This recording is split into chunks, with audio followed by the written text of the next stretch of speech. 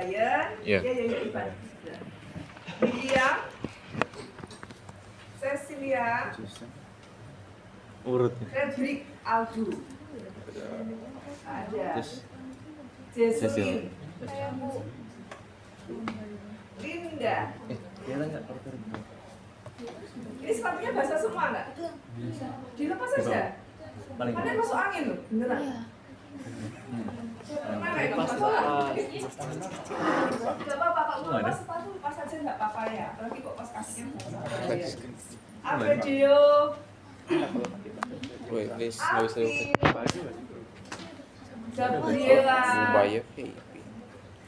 Lisha,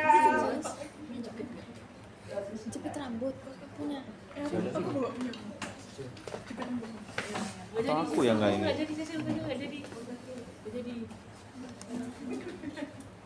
basah bajunya.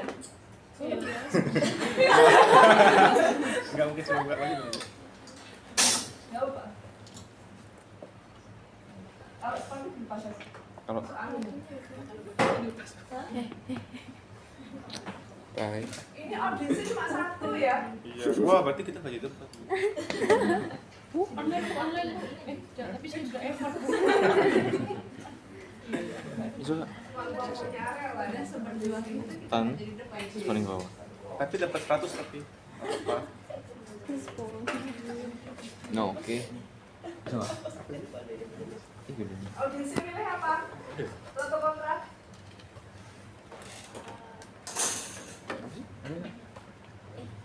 Kamu Oh boleh pro, oke. bukan itu, browser itu. Sudah. Oh iya. Oleh korporat. Maksud saya itu. Oke, kelompok 2 kelompok siapa? Oke, kelompok 2 pro ya.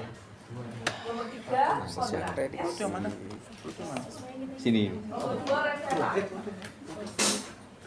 Ini nih.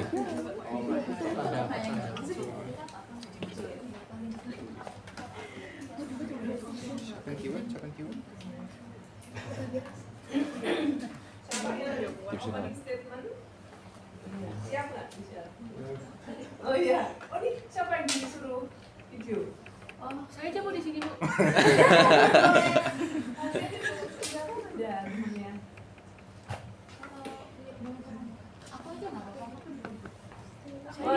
Saya langsung Bu di tengah. Linda ya, Linda. Tak perlu tepat lah. Sapi ibu. Ada di sini, Bu, ada di sini, Bu. Tapi yang ngomong. Ada ibu. Ada audiens. Mau hadap kamu. Ada pindah aja. Ada pindah aja. Bawahnya nggak usah di syuting ya. Yang kontra siapa? Oke.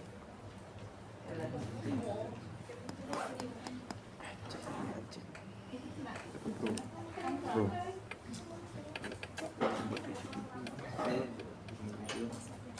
Langsung masukin ini. Langsung ini.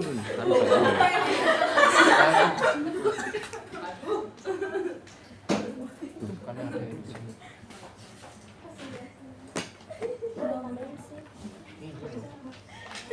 Apa-apa jadi.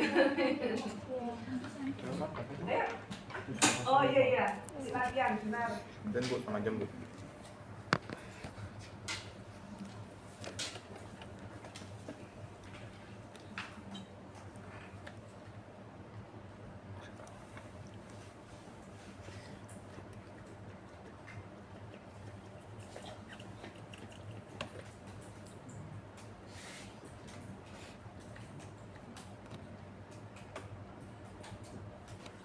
Gimana memilih tim debat ya? Oh. Memilih tim debat nggak bisa berarti.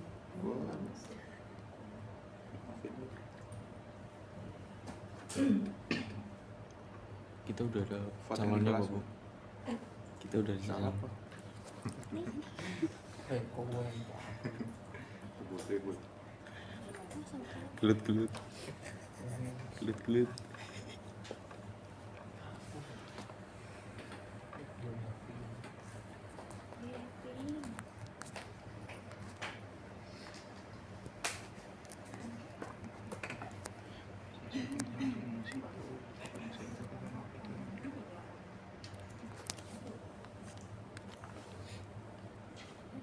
buat apa?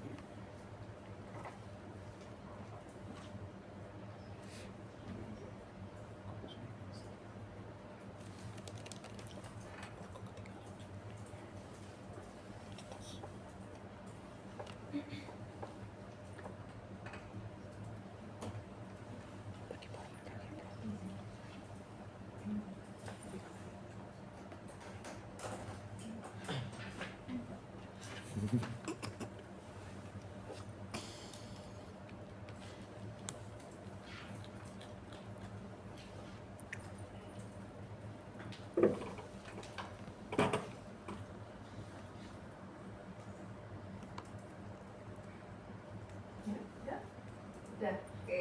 Ya. Jadi ini posisi saya.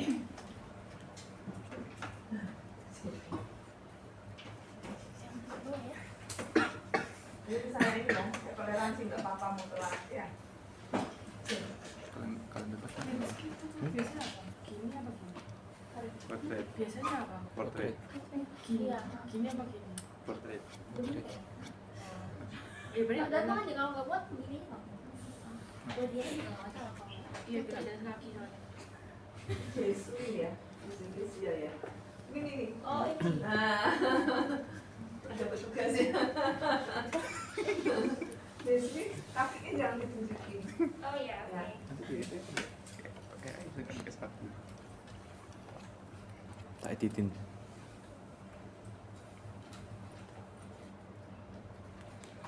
Good morning everyone, my name is Michelle and I'm the senior staff of KLP Revela. In addition to me, there is Brian as partner, Cecilia as manager, Alvin as supervisor, Linda as senior staff, William as heavy senior staff, Jason as junior staff, and Ivan as junior staff. Today's case is about PT Indofarma Tbk, PT Indofarma Tbk, a state-owned pharmaceutical company based on the IPX, is required to report its independently audited financial statement. During the year of 2020 until 2022, the KAP Hendra Winata, Hani, Erwin, and Sumarko issued a unmodified opinion to its company, but in the year of 2023, they changed their opinion to unmodified opinion. These things happened with the BPK findings to its company that their make the state lose 371 billion rupiah for due to fraud. According to SA 240, the auditors are not responsible to detecting fraud that involve collusion between the management or employees or document forgery. That this thing could inherent the limitation of audit. So the opinion only relevant and not absolute assurance that the statement of material. Thank you.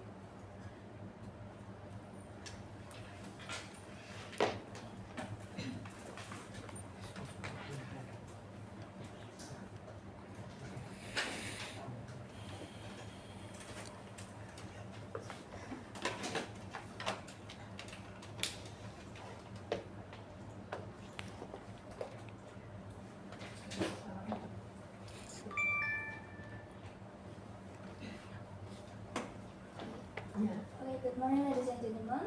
First of all, let me introduce ourselves. We are from Mas Kaltara, bingung ya, and tapi- I'm Helen Aurelia as a senior staff, and here Karin as a partner, Angelin as a manager, Caroline as a supervisor, Anastasia as a senior staff, KAP itu nggak Rizka sepenuhnya as salah. a semi-senior staff, KAP nggak sepenuhnya salah. Jocelyn as a junior staff, and Lalu Shani Nila. as a junior staff. Okay, today we're standing on the contra side because we believe that the fraud found in PT Indofarma is referred further in audit function.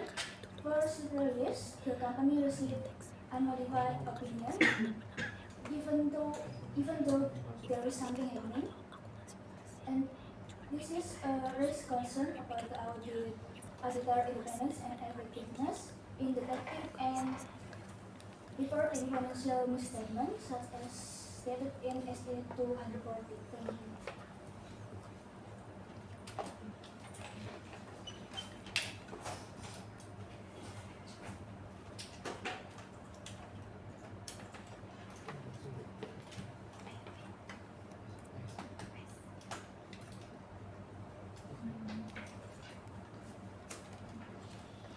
Jadi menurut kelompok KAP kami lebih setuju ke pendapat yang pro mengenai temuan BPK itu tidak membuktikan bahwa KAP ini akan otomatis menjadi pihak yang dipersalahkan atas terjadinya kecurangan pada auditi. Nah, hal ini berkaitan sama SA 240 yang menekankan bahwa fraud itu dilakukan oleh pihak manajemen seringkali melibatkan penyembunyian yang sistematif atau yang direncanakan oleh manajemen, termasuk pemalsuan dokumen, kolusi, dan manipulasi catatan. Bahkan auditor yang kompeten dan berhati-hati pun bisa saja tidak dapat mendeteksi fraud semacam ini karena jejaknya sendiri sudah disamarkan atau telah dihapus oleh pihak manajemen. Nah, dalam kasus PT Indofarma Tbk ini, jika fraud yang dilakukan secara tertutup oleh pihak internal perusahaan dan tidak ada indikasi kuat dalam laporan keuangannya, maka auditor itu tidak bisa langsung dipersalahkan karena fraud itu berhasil disembunyikan dari prosedur audit. Jadi auditor itu sudah menerapkan audit prosedur yang sesuai dengan standar dari Terus kita gitu. akuntansi sendiri, sesuai dengan standar audit sendiri, namun masih bisa dimanipulasi oleh pihak manajemennya sehingga red flagnya itu mungkin tidak terlihat.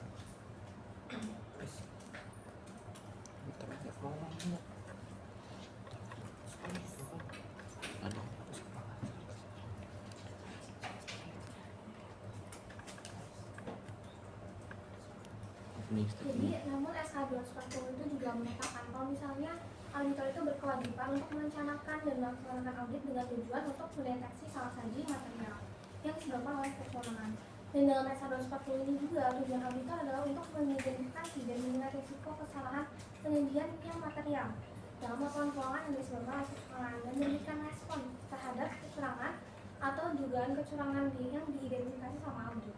Dan dalam kasus PT Indofarma Tbk ini, ketika BPK dapat mengungkapkan kerugian sebesar 371 miliar, hal tersebut merupakan salah saji yang bisa dikatakan cukup material akibat fraud dan menunjukkan kalau misalnya KAP itu telah gagal buat menjalankan fungsi auditnya secara efektif, di mana yang salah saji yang cukup besar tadi tidak dapat dideteksi oleh auditor.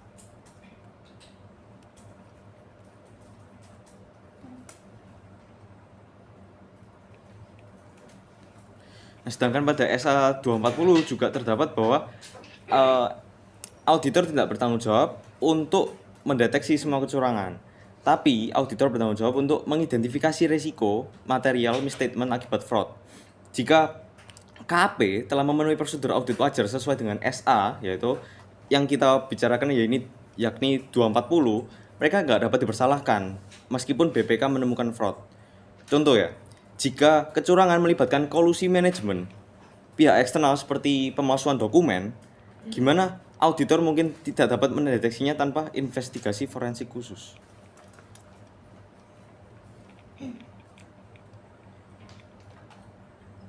Oke, sebagai tambahan juga di sini kan misalnya dari contoh kasus dari PT Indofarma di sini kan membuat transaksi yang fiktif dengan dokumen yang palsu itu tampak valid. Nah, di mana di sini tuh auditor itu mungkin tidak mendeteksinya itu karena adanya dokumen palsu, sulit itu dibedakan dari aslinya tanpa pemeriksaan forensik, yang mana hal ini tuh di luar dari lingkup dari audit keuangan. Nah, dalam SA 240 juga dikatakan bahwa auditor itu tidak mewajibkan auditor itu bertindak sebagai investigator forensik. Jadi kan di sini auditor itu fungsinya itu tugasnya cuma untuk memeriksa apakah laporan keuangan itu sudah cukup memadai, bukan tugasnya untuk interogasi atau sebagai investigator forensik seperti itu.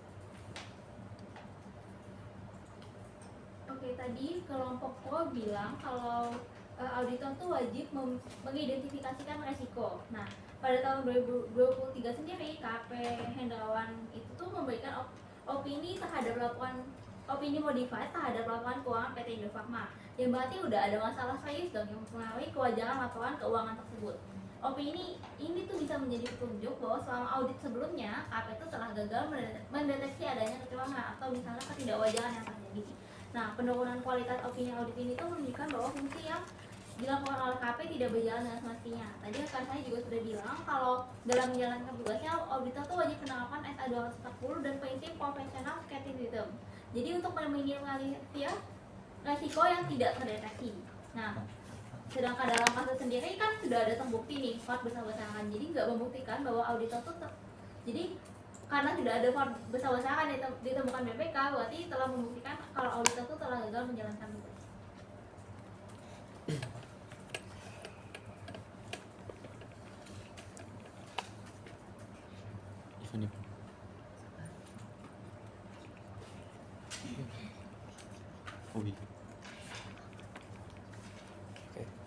Audit atas laporan keuangan konsolidasian PT Indofarma per 31 Desember 2023 oleh KAP Creston Indonesia telah menghasilkan modified opinion, bukan unmodified seperti tahun-tahun sebelumnya.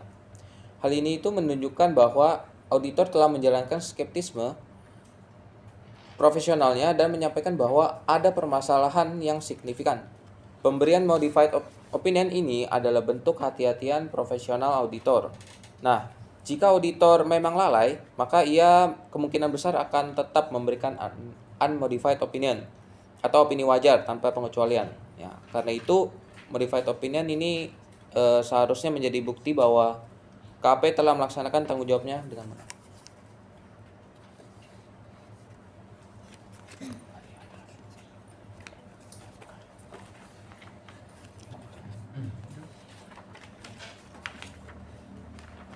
Ketika KAP memberikan opini unmodified maupun modified opinion dari periode 2020 sampai 2023, tetapi fraudnya senilai 371 miliar masih tetap terjadi, maka hal ini mengindikasikan bahwa auditor gagal untuk melaksanakan tanggung jawabnya dengan melaksanakan audit untuk mendeteksi salah saji material.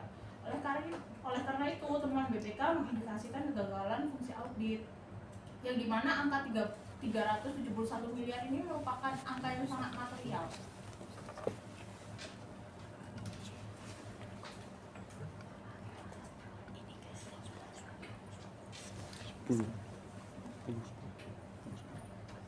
Saya izin menambahkan juga, nah hal ini itu juga sejalan dengan SA 200 tentang tujuan keseluruhan auditor.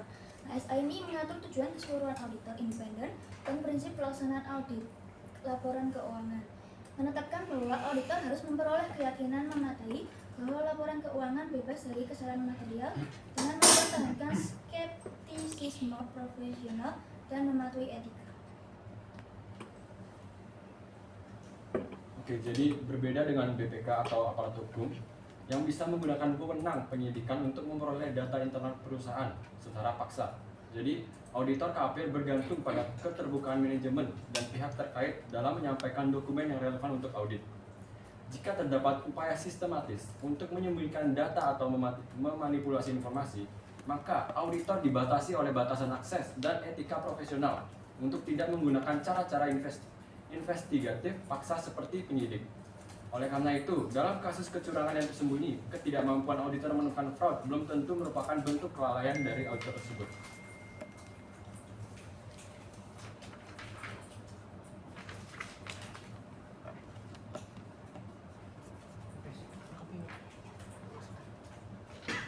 selain itu juga audit keuangan itu nggak dilakukan secara dengan memeriksa seluruh transaksi atau dokumen perusahaan. Nah, sesuai dengan SA 530 tentang audit sampling, menjelaskan bahwa auditor hanya melakukan pengujian berdasarkan sampel dan pendekatan yang berbasis risiko. Dengan keterbatasan waktu, data, dan sumber daya, auditor otomatis menyusun strategi audit untuk mengungkapkan potensi salah saji yang material.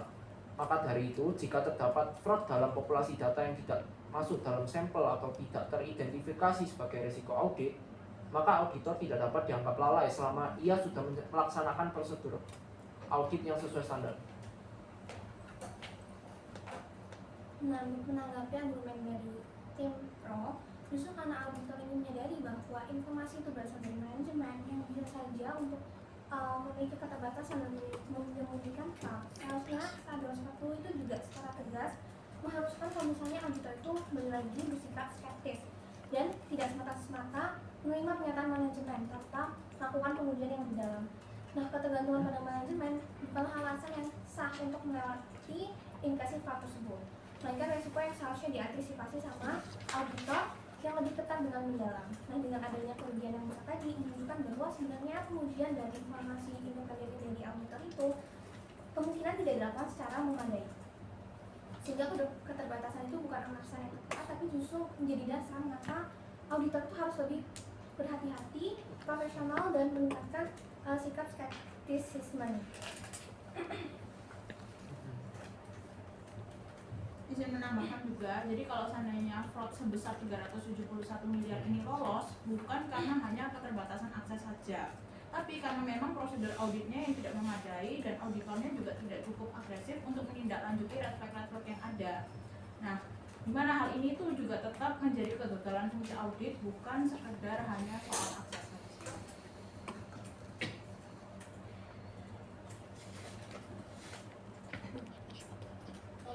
Menanggapi dari tim KPN saudara, nah maka di sini tuh kode etik manajemen itu menjamin profesionalitas bukan tanggung jawab mutlak. Nah, kode etik ini sendiri tuh mengatur bahwa auditor wajib menjalankan integritas, objektivitas, dan skeptisisme profesional.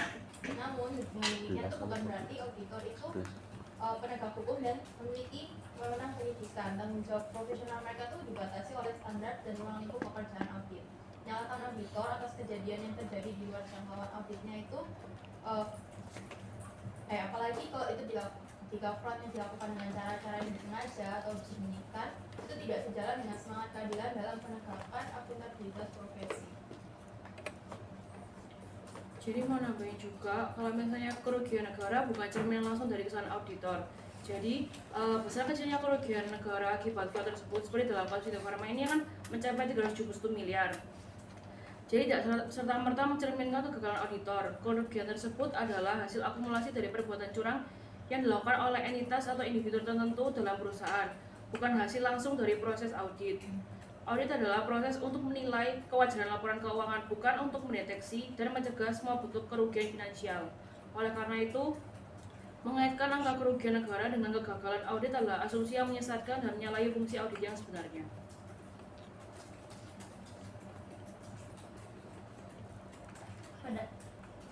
Seperti yang rekan saya telah sebutkan sebelumnya, kalau SA 200 itu tentang tujuan keseluruhan auditor.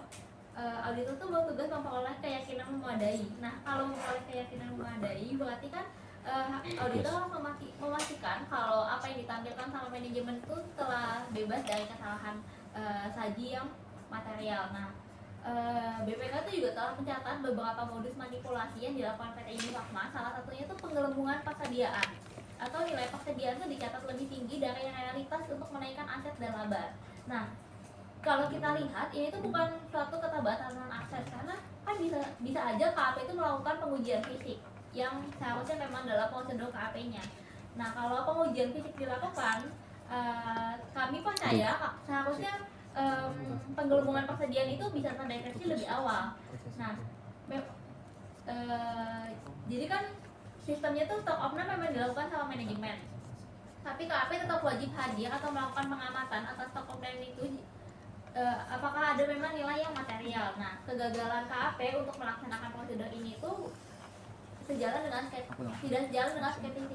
skeptisisme konvensional yang bisa berkontribusi pada luputnya terdeteksi fraud. Nah, izin menambahkan, ketika ada indikasi fraud atau pembatasan informasi, kode etik mengharuskan auditor untuk bertindak lebih hati-hati, memperluas prosedur, atau bahkan melaporkan temuan. Jadi, bersembunyi di balik alasan bukan penegak hukum tidak membebaskan auditor dari tanggung jawab mendeteksi salah saji material akibat fraud. Kalau tidak, lalu untuk apa melakukan audit?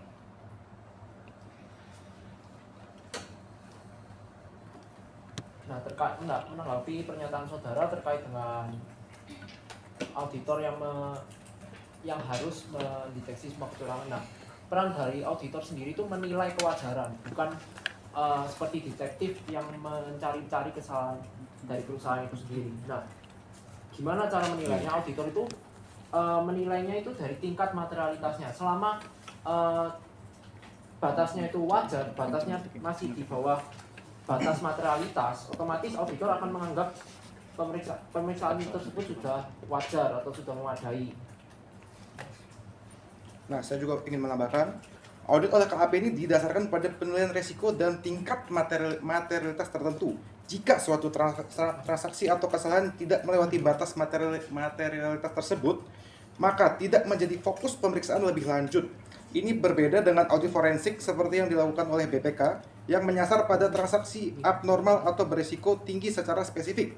Jadi, meskipun terdapat fraud dalam jumlah besar, bila tidak ada cukup indikasi awal yang bisa menarik perhatian auditor berdasarkan prinsip-prinsip materialitas dan risiko, maka kegagalan mendeteksinya tidak serta-merta menunjukkan kesalahan dari pihak auditor tersebut. Di sini, kalau auditor hanya fokus pada kewajaran, lalu siapa yang menjaga akuntabilitas keuangan publik? Peran auditor memang bukan mencari kesalahan satu persatu, tapi mereka itu tetap wajib merancang prosedur yang mampu mendeteksi salah saji material, termasuk akibat fraud. Nah, dalam kasusnya Indofarma ini, nilai kerugian mencapai 371 miliar. Ini jelas sangat material. Nah, jadi kalau batas materialitasnya masih dianggap wajar, berarti definisi wajar yang dipakai KAP patut dipertanyakan. Ini bukan masalah definisi materialitas lagi, tapi soal kegagalan membaca risiko secara profesional.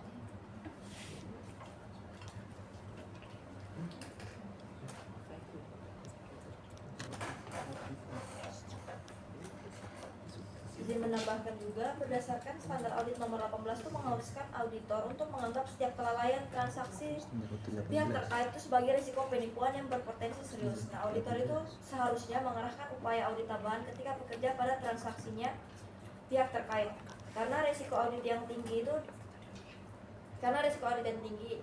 Nah, hal ini tuh bisa menjadi acuan juga untuk kasusnya PT Indofarma yang merugikan negara sebesar 371 miliar.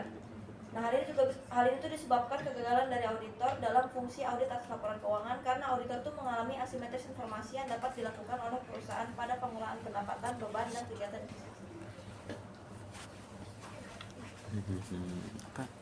Pertanyaan. Yo.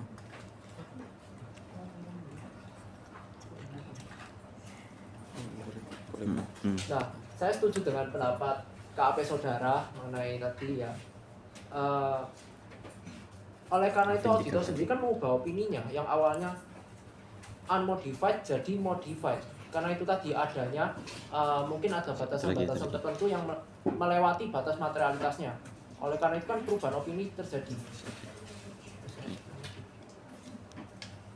Jadi menambahin juga di sini kan fokusnya auditor itu memang benar untuk melakukan tugasnya dalam supaya meminimalisir resiko-resiko fraud gitu kan. Nah, tapi di dalam kasus PT Indofarma di sini tuh auditor itu kan cuma tugasnya untuk memeriksa apakah laporan itu sudah wajar atau enggak dan cukup memadai atau enggak. Nah, jadi fokus auditor di sini dalam SA 240 itu bukan bertindak sebagai investigator atau sebagai akuntansi forensik. Jadi cangkupan informasi yang diberikan itu oleh suatu auditor itu tidak seluas dari BPK seperti itu. Oke, saya izin menanggapi. Menurut Public Company Accounting Oversight Board dan IFAC, auditor ini berkewajiban melakukan prosedur yang cukup dan tepat untuk mendeteksi potensi fraud, bukan hanya menerima data manajemen begitu saja. Nah, opini WTP pada saat perusahaan ternyata sedang mengalami penyimpangan serius dapat mencerminkan audit failure, terutama jika auditor tidak mengungkapkan red flag yang relevan atau tidak mendalami area berisiko ini. Nah, bahkan opini modified ini baru muncul pada tahun 2023 saat indikasi fraud telah menjadi sangat besar dan jelas dan sudah terlambat dari sisi pencegahan. Menambahkan juga memang auditor eksternal itu tidak bertindak sebagai auditor forensik seperti pernyataan saudara. Tapi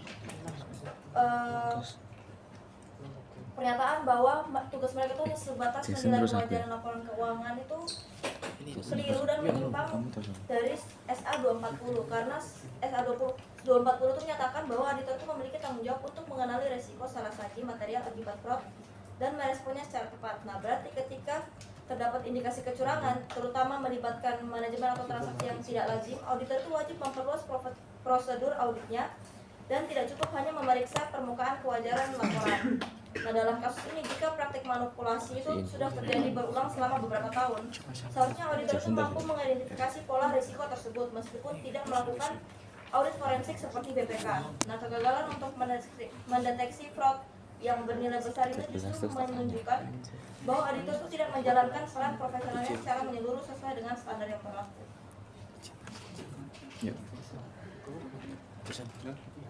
Sesuai UU nomor 5 tahun 2011 dan Peraturan Pemerintah nomor 20 tahun 2015 tentang praktik akuntan publik, selama auditor telah melaksanakan pekerjaan sesuai dengan standar profesional akuntan publik atau SPAP dan kode etik yang berlaku, maka auditor tidak dapat diminta pertanggungjawaban secara otomatis atas kesalahan atau kecurangan yang dilakukan oleh pihak ketiga. Oleh karena itu, dalam kasus PT Indofarma ini, KAP hanya dapat dianggap bersalah jika terdapat bukti konkret bahwa mereka tidak mengikuti prosedur audit yang berlaku, bukan hanya karena fraud ditemukan kemudian oleh BPK tersebut. Nah, saya jadi punya pertanyaan terhadap Tikmo Kontra. BPK memiliki kewenangan hukum untuk menyita dokumen, memanggil saksi, dan melakukan investigasi pidana. Sementara itu, KAP hanya dapat mengandalkan prosedur audit sesuai dengan SA 500, yaitu bukti audit. Menurut Anda, adil atau tidak jika KAP disamakan dengan BPK dalam hal kemampuan mendeteksi fraud yang melibatkan pemalsuan dokumen secara sistematis?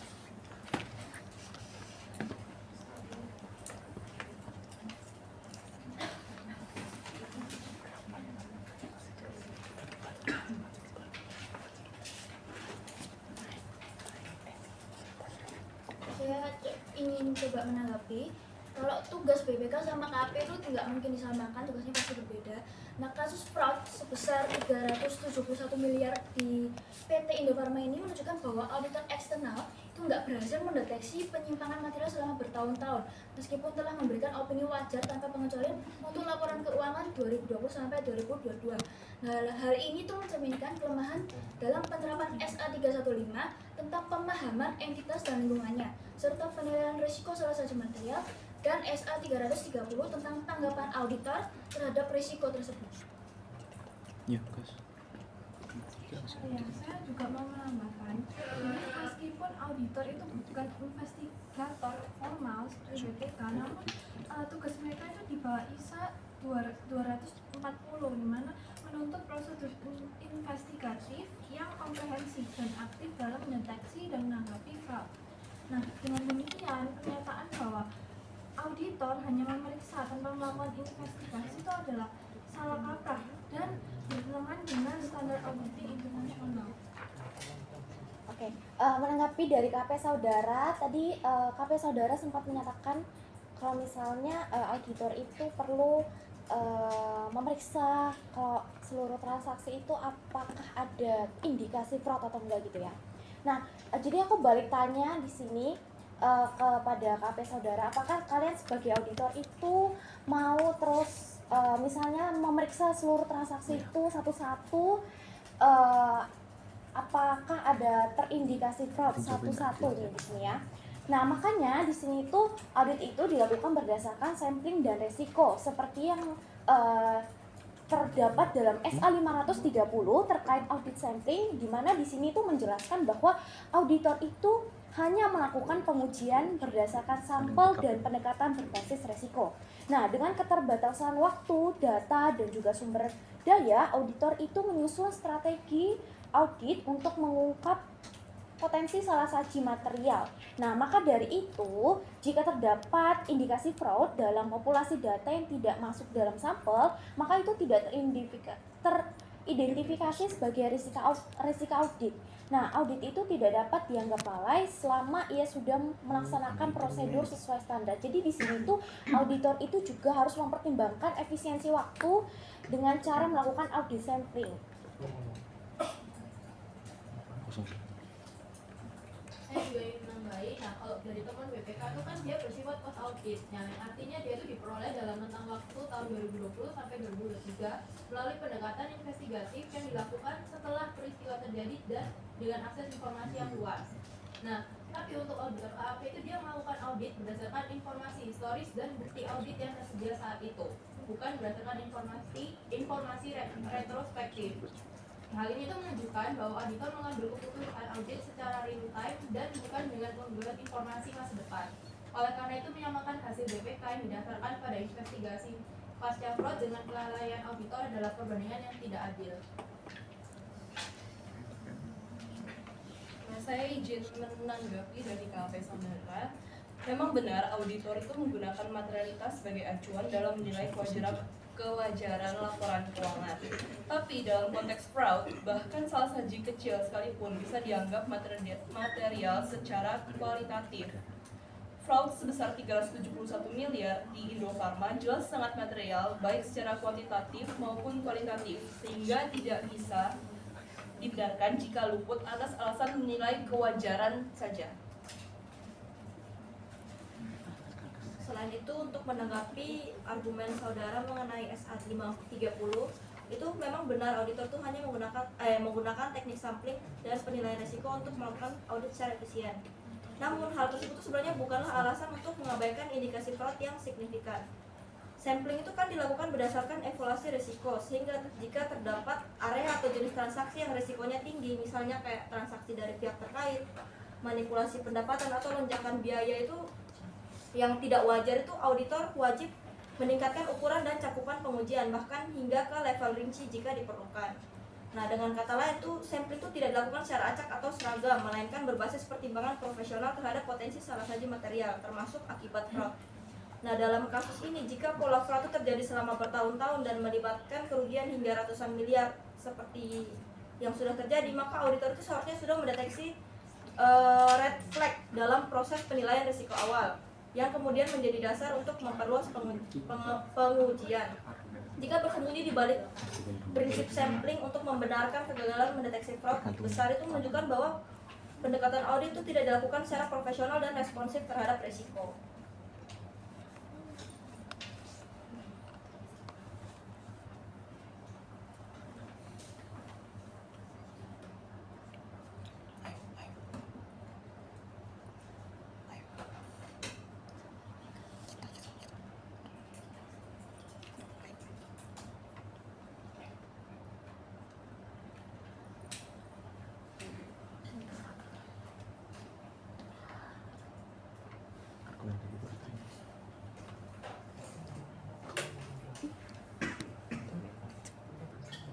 Please, ingat belum?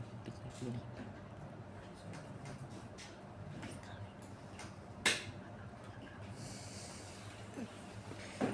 Richard.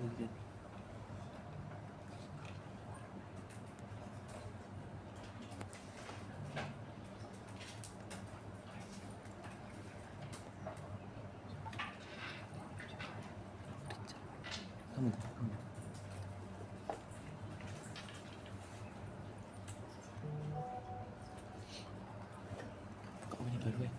Buka apa nih baru?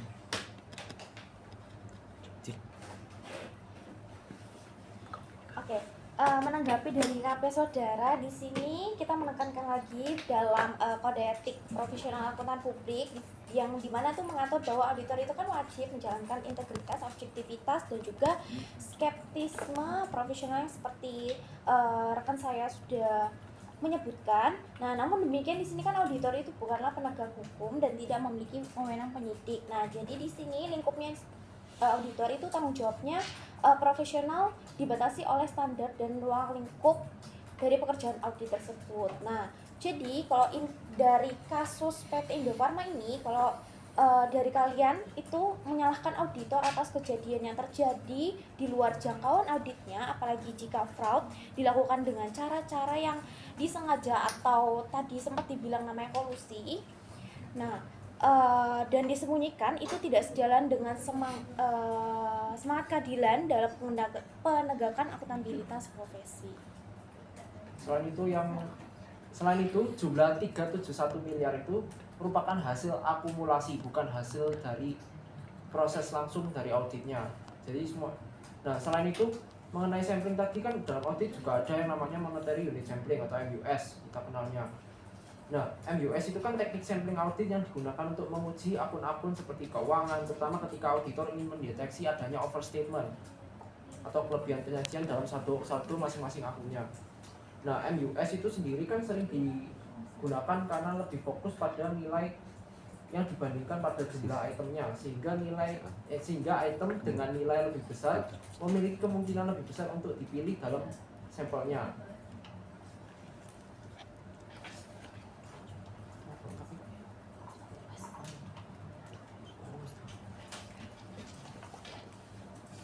Oke, saya ingin menanggapi bahwa memang KP itu nggak ada wewenangnya dalam ranah hukum. Tapi jika auditor itu benar-benar menjalankan audit sesuai standar dan prinsip skeptisisme profesional, maka setidaknya mereka itu bisa memberikan early warning terhadap anomali sejak tahun-tahun awal. Nah, fakta bahwa fraud baru diungkapkan setelah intervensi BPK dan opini baru dimodifikasi saat ini sudah terlambat, ini menunjukkan fungsi audit tidak berjalan sebagaimana mestinya. Maka KAP di sini patut untuk dipertanyakan. Saya izin menambahi juga. Nah, memang benar bahwa auditor itu bekerja dalam batasan lingkup dan standar akuntansi, tapi standar itu tidak pernah membebaskan auditor dari tanggung jawab untuk mendeteksi salah saji material akibat fraud. Dalam SA 240 paragraf ke-5 itu menegaskan auditor bertanggung jawab untuk memperoleh keyakinan memadai bahwa laporan keuangan secara keseluruhan bebas dari salah saji material baik yang disebabkan oleh fraud maupun kesalahan.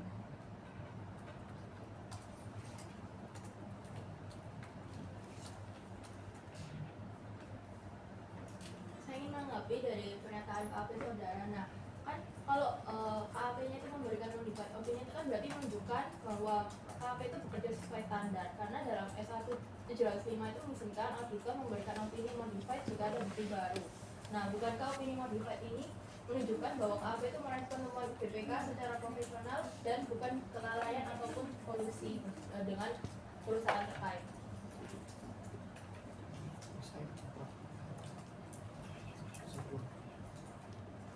Jadi mau menanggapi juga kalau misalnya standar audit tidak mewajibkan auditor memberikan early warning. Jadi tidak ada ketentuan dalam standar audit atau SA yang mewajibkan auditor memberikan early warning atas potensi fraud yang belum terbukti atau salah saji yang belum melewati ambang materialitas. Jadi menurut SA 200 paragraf 4 dan 5 itu berbunyi bahwa audit bertujuan memberikan keyakinan memadai atas kewajaran laporan keuangan, bukan prediksi atau mengantisipasi risiko di masa depan, sehingga auditor memberi peringatan dini di luar cakupan audit adalah ekspektasi yang keliru dan tidak sesuai dengan kerangka kerja profesi auditor.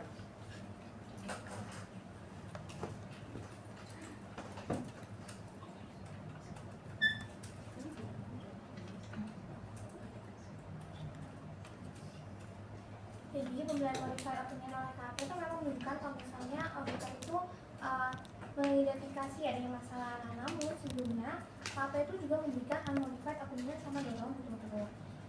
Dan modified opinion ini berarti adanya ketidakpastian, sehingga KAP itu tetap bisa dikatakan bahwa dia gagal mendeteksi fraud yang material yang merugikan negara Dan ini tuh lebih dari sekedar opini modified itu sendiri. Ini mencerminkan adanya kekurangan dalam penerapan dari prosedur audit yang memadai. Sehingga KAP mungkin telah memberikan opini yang lebih hati-hati. Namun kegagalan untuk mengidentifikasi fraud itu merupakan masalah yang mendasar. KAP seharusnya lebih kredibel untuk memeriksa laporan keuangan yang mereka audit. Ya, saya juga mau menambahi, tapi faktanya bahwa KAP ini tuh memberikan opini unmodified selama bertahun-tahun ini pada Indofarma ini mungkin karena mereka itu mungkin terjebak dalam pola audit lama atau audit tradisional, sehingga mereka tuh gagal menyesuaikan prosedurnya ketika muncul indikasi fraud, misalnya kayak transaksi mencurigakan dengan anak perusahaan.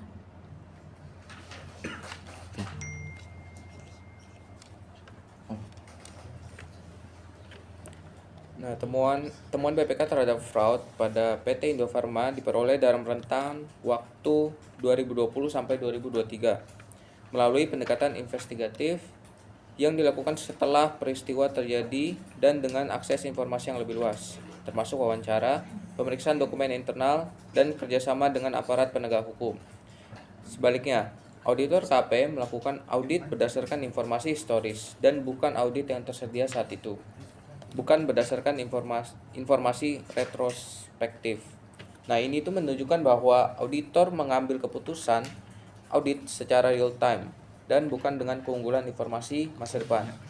Oleh karena itu, menyamakan hasil BPK yang didasarkan pada investigasi pasca fraud dengan kelalaian auditor,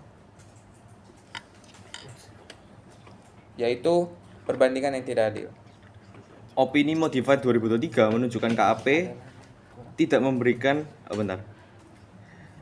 SA 705 paragraf 6 modified opinion diberikan jika auditor menemukan salah saji material atau keterbatasan bukti.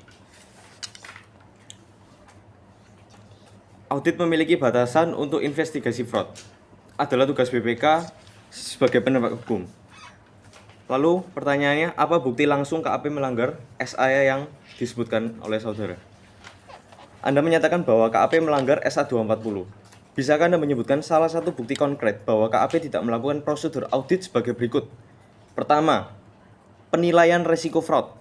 Kedua, konfirmasi transaksi afiliasi. Ketiga, analisis going concern. Tunjukkan datanya.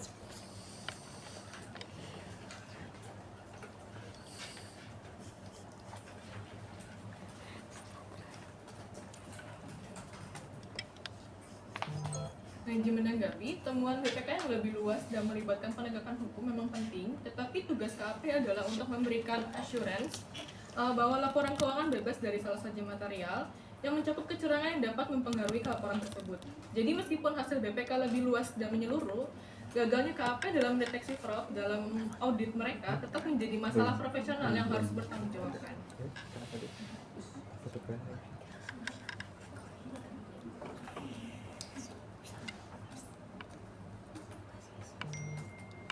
Nah, perlu diketahui, tanggung jawab utama atas fraud itu terletak pada manajemen dan tata kelola perusahaan. Nah, di SA 240 sendiri secara eksplisit dinyatakan bahwa primary responsibility for the prevention and detection of fraud rests with both those charged with governance of the entity and management. Jadi dalam konteks kasus PT Indofarma Tbk ini, jika fraud terjadi dan tidak terdeteksi selama audit, maka yang pertama kali harus dimintai pertanggungjawaban adalah manajemen dan organ pengawasan internal perusahaan, bukan auditor eksternal.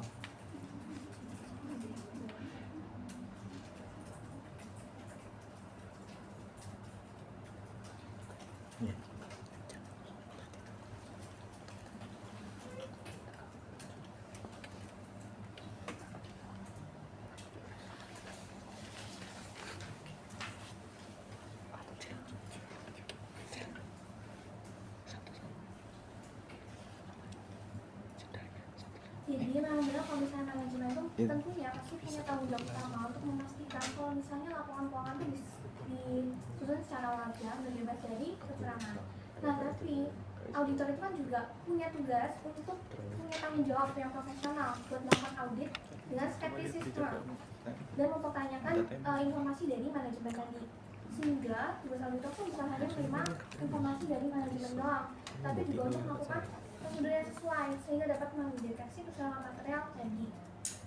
Nah, izin menambahkan, dalam konteks audit eksternal, auditor tetap memiliki tanggung jawab profesional untuk merespon risiko fraud yang material sesuai dengan ISA 240. Jadi meskipun manajemen adalah pihak pertama yang harus dimintai pertanggungjawaban, kegagalan auditor mendeteksi fraud besar tetap menimbulkan pertanyaan serius tentang efektivitas dan kedalaman prosedur audit yang dilakukan.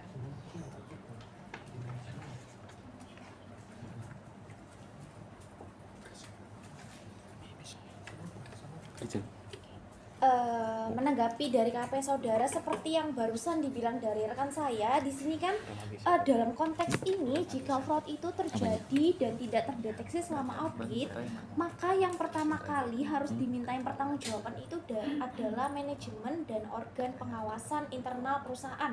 Di sini di garis bawahi bukan auditor eksternal.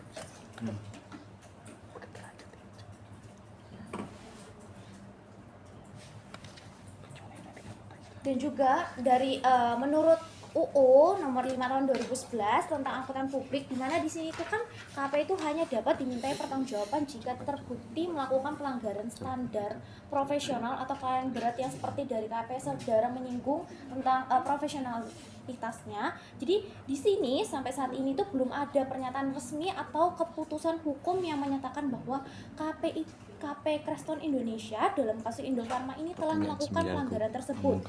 Nah, maka di sini itu menyalahkan auditor hanya karena temuan dari institusi lain tanpa investigasi lebih lanjut terhadap pekerjaan audit itu sendiri, itu bertentangan dengan asas hukum yang berlaku, yakni presumption of innocence.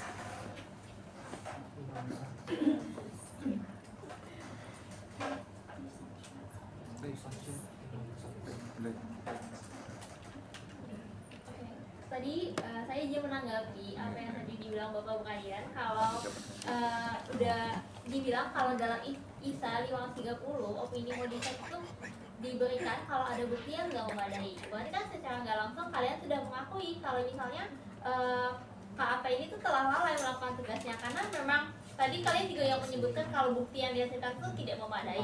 Berarti kan seharusnya dari awal 2020 opini modified itu kan sudah dikasih. Nah, lebih jelasnya yang 530 atau tentang audit sampling itu menetapkan bahwa Adita harus merancang dan melaksanakan prosedur sampling sedemikian rupa sehingga memberikan bukti audit yang cukup dan tepat untuk menarik kesimpulan tentang kalkulasi.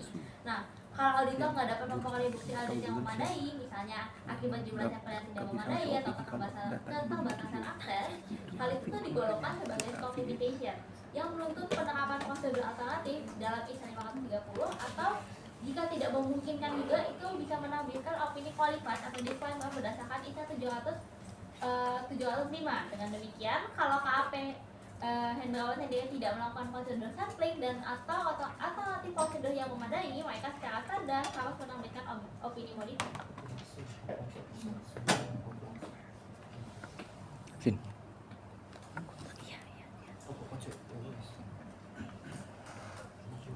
Jadi, apakah setiap fraud yang terjadi merupakan audit yang gagal? Berdasarkan studi AFCE, Association of Certified Fraud Examiners, 85% fraud itu terjadi melalui pengaduan, bukan audit. Apakah menurut Anda semua kasus fraud itu adalah kegagalan auditor? Pada SA 240 paragraf auditor tidak bertanggung jawab atas pencegahan fraud. Tanggung jawab utama ada pada manajemen dan governance. Lalu pada UU nomor 40 2007 tentang perseroan terbatas, pasal 97 dijelaskan bahwa direksi bertanggung jawab penuh atas kebenaran laporan keuangan. Nah, ini menjelaskan bahwa fraud 371 miliar di PT Indofarma melibatkan kolusi manajemen, seperti misalnya pemalsuan dokumen dan transaksi fiktif. Jika direksi membuat anak perusahaan fiktif untuk menyalurkan dana, jika lalu KAP tidak bisa mendeteksinya tanpa akses data internal atau kewenangan investigatif, KAP hanya mengaudit apa yang disajikan manajemen. Jika manajemen sengaja menipu, audit laporan keuangan bukanlah solusi.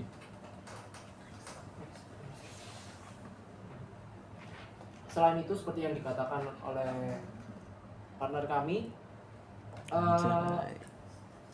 jika auditor itu memang lalai, maka ia kemungkinan besar itu akan memberikan opini unmodified opinion. Nah, di kasus ini kan sudah auditor eksternal kan sudah mengubah opininya yang dari awalnya unmodified jadi modified atau opini wajar tanpa pengecualian. Oleh karena itu, modified opinion ini kan seharusnya sudah menjadi bukti bahwa KAP itu sudah melaksanakan tanggung jawabnya sebagai auditor. Selain itu juga temuan atau audit yang dilakukan oleh BPK itu sifatnya itu post audit. Sedangkan auditor itu mengauditnya berdasarkan data yang real time yang diberikan oleh manajemen pada saat itu. Nah, terkait dengan dokumen-dokumen yang dimanipulasi atau yang dirancang sedemikian rupa oleh manajemen atau kolusi manajemen, itu bisa saja menyulitkan auditor. Dalam hal ini, kalau semisal laporan pada saat melaksanakan prosedur audit, bukti-buktinya itu mungkin kurang atau mungkin cukup, tapi jumlahnya atau tingkat kewajarannya itu masih bisa ditoleransi, sehingga mungkin auditor dari celahnya mungkin di situ, sehingga sehingga kolusi manajemen ini lolos dari jangkauan auditor. Ya, izin menanggapi, kita memang juga setuju kalau memang manajemen ini ikut andil dalam bertanggung jawab atas kasus ini.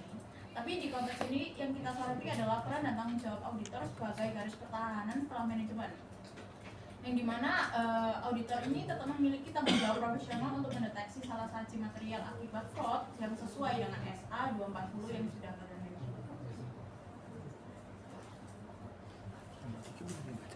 Nah, opini yang diberikan KAP pada laporan 2023 itu tuh bukan kebetulan, tetapi keharusan standar ketika auditor tuh gagal memperoleh bukti persediaan material melalui audit sampling yang memadai atau prosedur alternatif. Jadi kalau memang sudah diakui bukti-bukti yang dihadirkan itu tidak memadai, seharusnya dari 2020 sudah bisa diberikan opini modified.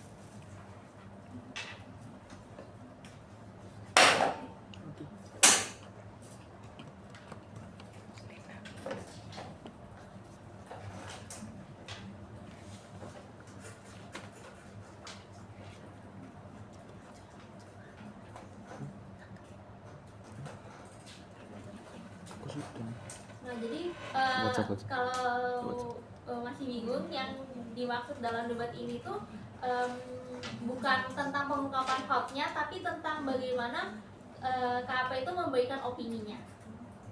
Oke. Izin menanggapi pernyataan saudara. Nah, jika auditor itu sudah menerapkan standar audit dengan benar dan tidak menemukan bukti konkret tentang manipulasi data, maka penerbitan unmodified opinion sudah dianggap sah meskipun kemudian nantinya terungkap adanya fraud. Namun jika ditemukan kelalaian dalam penerapan skeptisme profesional atau prosedur audit yang tidak memadai, maka auditor itu dapat dinilai gagal menjalankan tanggung jawabnya sesuai dengan kode etik profesi. Nah, dalam kasus ini kan regulator atau pengadilan akan mengevaluasi apakah auditor itu telah memenuhi standar due care atau tidak.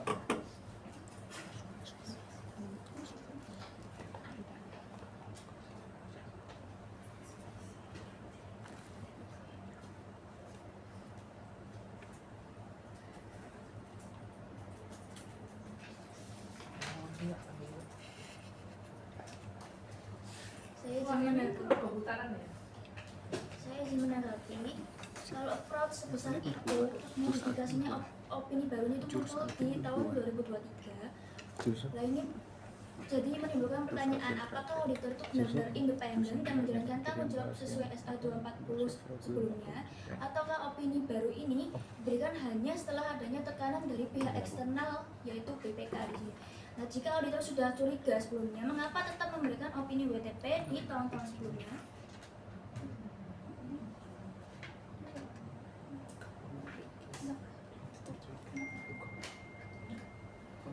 Izin menambahkan sedikit, selama beberapa tahun sebelumnya, juga auditor kan memberikan unmodified opinion yang sebenarnya menunjukkan kalau misalnya laporan keuangan ini gagal wajar, padahal ternyata ada indikasi fraud yang besar.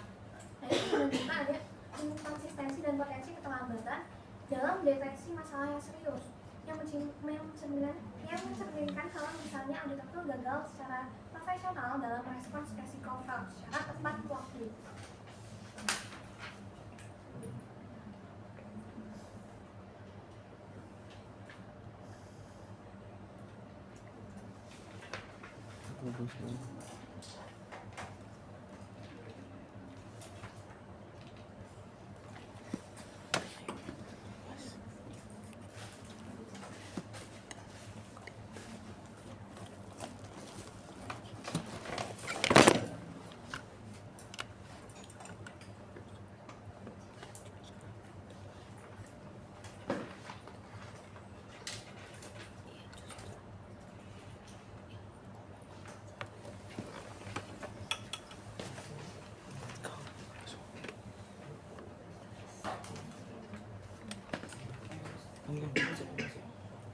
Perubahan unmodified menjadi modified opinion itu justru menunjukkan bahwa KAP telah menjalankan fungsinya dengan baik.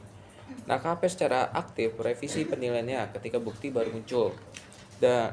Daripada mempertahankan opini lama untuk konsistensi.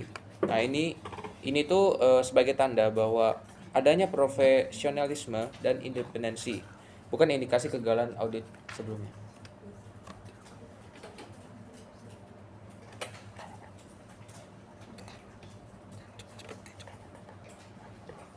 Iya, sabar, Cuk. Sabar, Cuk.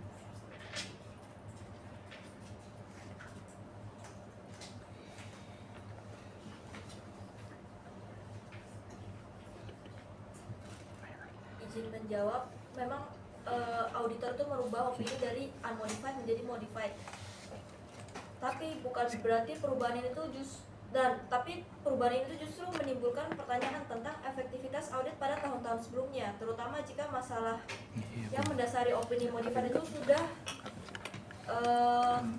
terjadi sejak lama. Nah, dalam kasusnya PT Indofarma kan praktiknya itu sudah ditemukan BPK dalam periode 2020 sampai 2023. Nah, selama periode itu KAP itu memberikan opini unmodified, berarti laporan-laporan keuangan tahun-tahun itu kan dianggap wajar tanpa pengecualian. Nah, ketidaksesuaian itu mengindikasikan bahwa pada tahun-tahun sebelumnya auditor itu juga gagal mendeteksi atau menindaklanjuti indikasi fraud secara memadai. Nah, jadi perubahan opini dari modified itu tidak otomatis menunjukkan profesionalisme, tetapi bisa menjadi indikasi keterlambatan dalam merespon risiko fraud yang seharusnya telah diidentifikasi lebih awal jika prosedur audit itu sudah dijalankan secara cermat. Nah, auditor yang profesional itu tidak hanya bereaksi ketika masalah sudah terlalu besar untuk diabaikan, tetapi juga bertindak proaktif sejak awal untuk melindungi kepentingan publik dan pemangku kepentingan lainnya.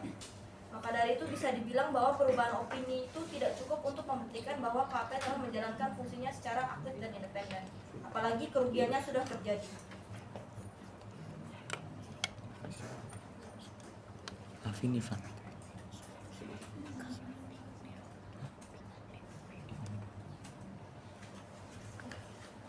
Sesuai dengan SA 705, mengizinkan modified opinion hanya jika auditor menemukan bukti baru atau risiko yang sebelumnya tidak terdeteksi. Jadi faktanya bahwa opini modified tahun 2023 ini mungkin disebabkan oleh tambahan informasi dari investigasi BPK yang tidak tersedia selama audit tahun-tahun sebelumnya. Jadi contohnya jika BPK mengungkapkan dokumen palsu atau kesaksian manajemen di tahun 2024, KAP tidak mungkin mengakses bukti ini dalam audit tahun 2020 sampai tahun 2022. Selain itu, terdapat SA 315 juga yang mengatakan bahwa auditor wajib memperbarui penilaian risiko tiap tahun. Jika tidak ada indikasi fraud, di tahun 2020 sampai 2022, opini unmodified adalah hal yang wajar.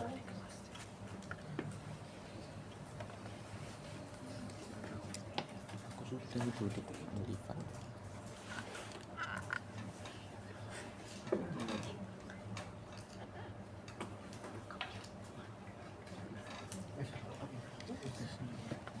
Nah, izin menambahkan kalau semisal pada saat audit itu dilakukan manipulasi belum bisa diidentifikasi karena keterbatasan bukti atau korupsi manajemen, maka penerbitan unmodified opinion sendiri itu sudah dianggap sesuai dengan temuan yang tersedia pada masa tersebut.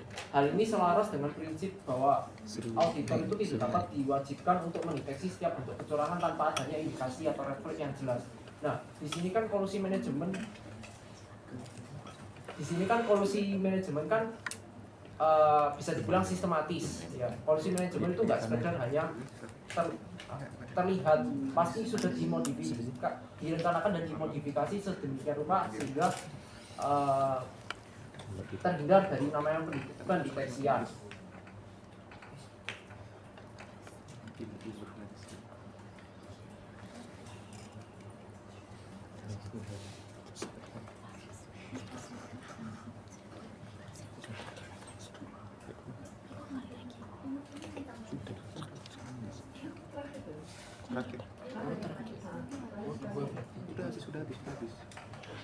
Udah habis.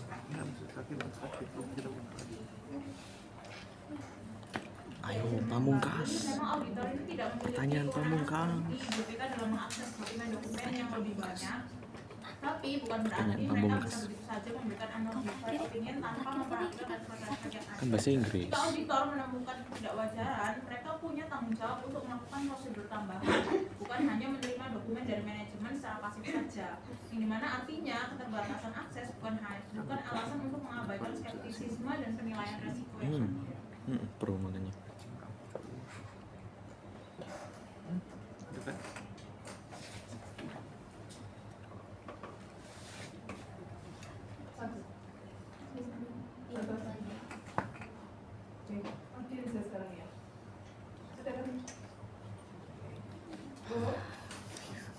Kamu kan kelasnya.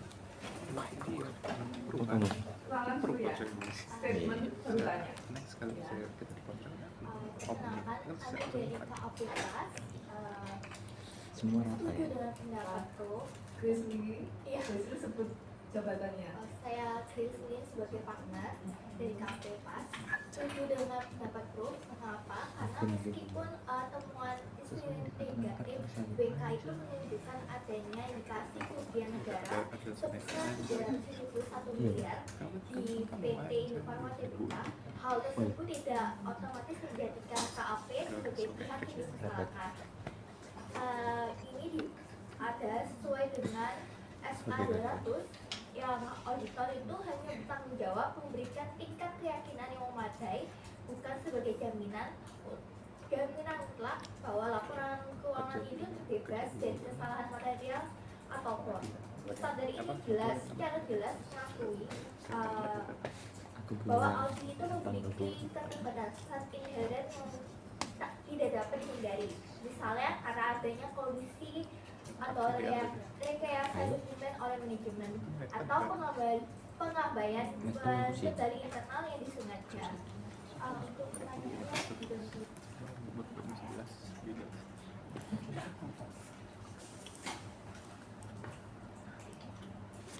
Sama ya, Arera kenalan dulu. Iya. Berapa kali?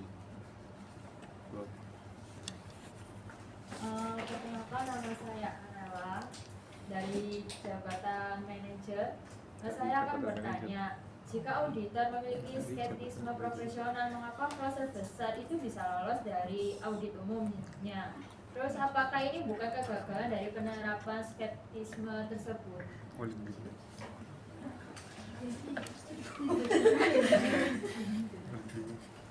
Saya tanggapi.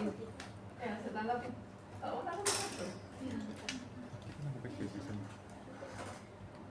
Nah, oke, tadi kita menanggapi nggak bisa statementnya yang sama, kita tuh sepakat kalau misalnya memang auditor nggak bisa memberikan keyakinan kalau misalnya itu mutlak 100% dia akan menemukan semua fraud. Nah, tapi itu juga bukan berarti pembenaran atas kegagalan mendeteksi salah saji material yang besar selama 371 miliar. Nah, jadi kita juga setuju kalau misalnya kita juga mempertanyakan kalau misalnya auditor itu seharusnya punya skeptisisme profesional, sehingga kita juga mempertanyakan harusnya auditor itu yang bertanggung jawab juga untuk mendeteksi adanya salah saji yang berbeda. Jadi kita setuju kalau kita mempertanyakan skeptisisme auditornya.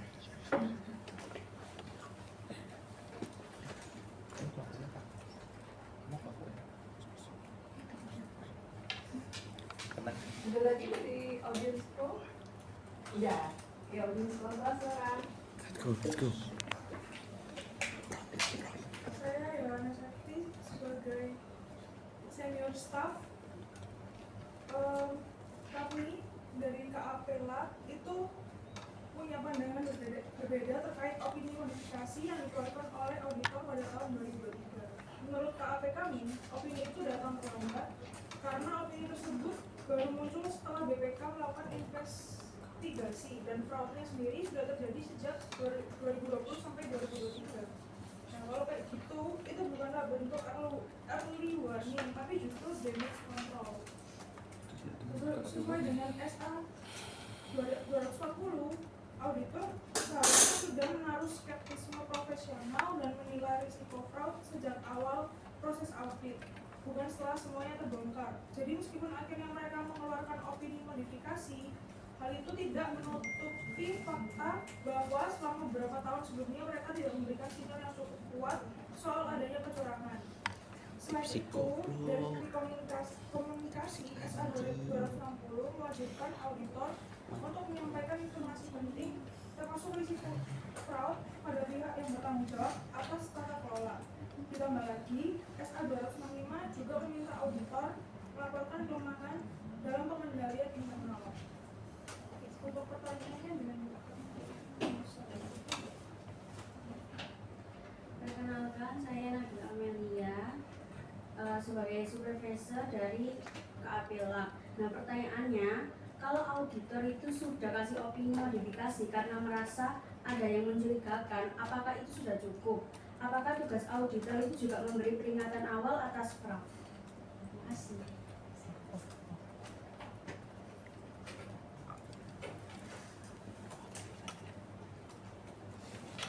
Sorry, pertanyaannya bisa diulang kembali ya? Pertanyaannya, kalau auditor itu sudah kasih opini modifikasi karena merasa ada yang mencurigakan, apakah itu sudah cukup? Apakah tugas auditor itu juga memberi early warning atas fraud itu?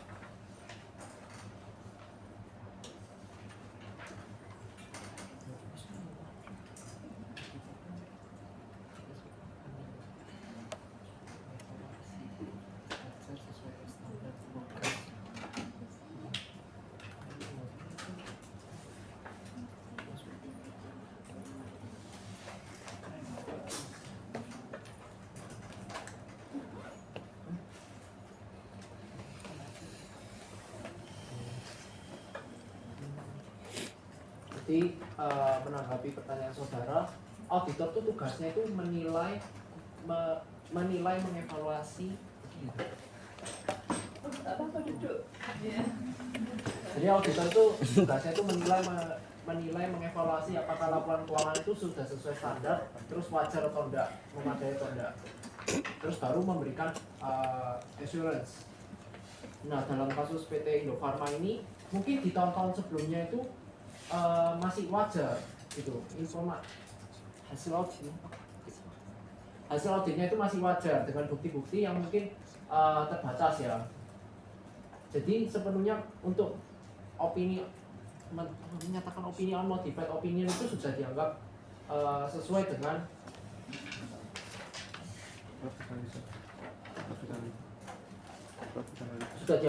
dengan temuan yang tersedia pada masa tersebut atau pada periode tersebut. Aku. Ayo. Sebentar.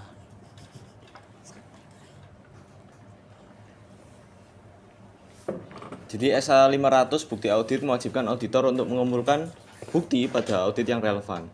Auditor nggak bisa menggunakan informasi dari tahun-tahun berikutnya untuk mengevaluasi laporan keuangan yang sebelum-sebelumnya. Jadi maksud saya adalah materialitas itu bersifat tahunan, bukan kumulatif. SA 320. SA 320 mewajibkan auditor menilai materialitas itu per tahun, bukan akumulasi multi tahun. Nah, contoh ya, perusahaan dengan laba 500 miliar per tahun tetap bisa mendapatkan opini wajar meski ada kerugian 92 miliar. Kenapa? Selama tidak mengancam going concern. Nah, dalam kasus Indofarma, jika kerugian tahunan akibat fraud hanya 92,75 miliar, yaitu 371 dibagi 4 tahun ya. Nah, selama laba bersih PT Indofarma per tahun mencapai 500 miliar, auditor berhak menilai kerugian tersebut tidak material secara individu. Nah, waktu kasus 2020 dan 2022, KAP itu ngasih opini wajar karena tidak ada indikasi fraud yang terdeteksi. Nah, setelah 2023, BPK mempublikasikan investigasi bahwa KAP merevisi opininya. Memang menjadi modified karena temuan baru. Ini bukan damage control, tapi bukti bahwa KAP kepatuhan terhadap SA 705.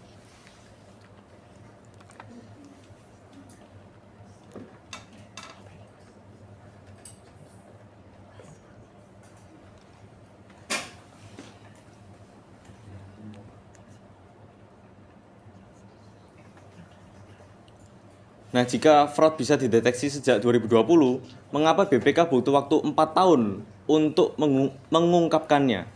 Ini kan membuktikan bahwa kompleksitas dari kasus ini di luar lingkup audit biasa.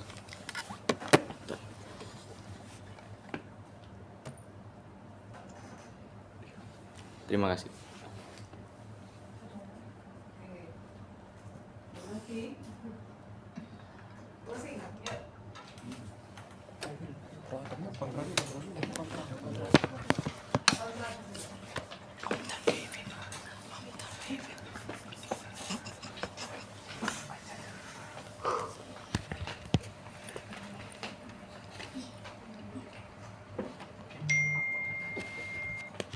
Perkenalkan, saya Friska Angelika dari KAP Akurat sebagai semi staff senior.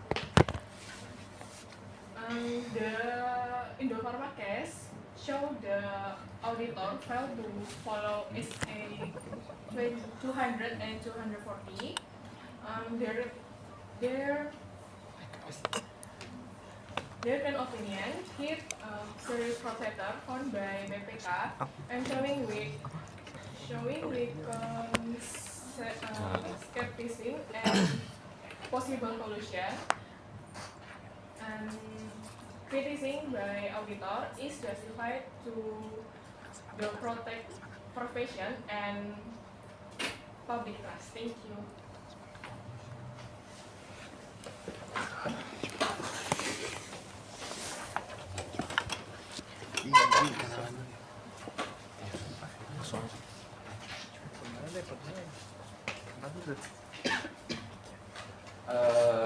We from KAP Rafaela still choose pro because BPK findings do not automatically prove that the audit firm's failure.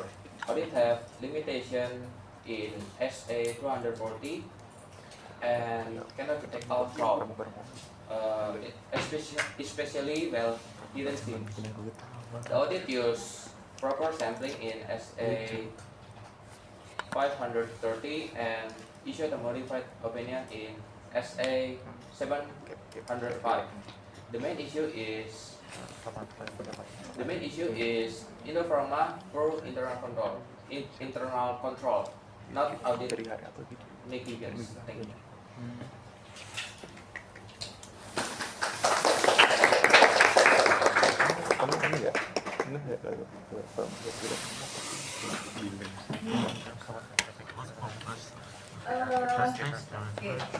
Indofarma itu di audit Creston lama ya, dari Creston lama dari 2020, pas itu sudah Creston gitu ya, 2020 sudah Creston, terus sampai tahun 2023 itu masih Creston.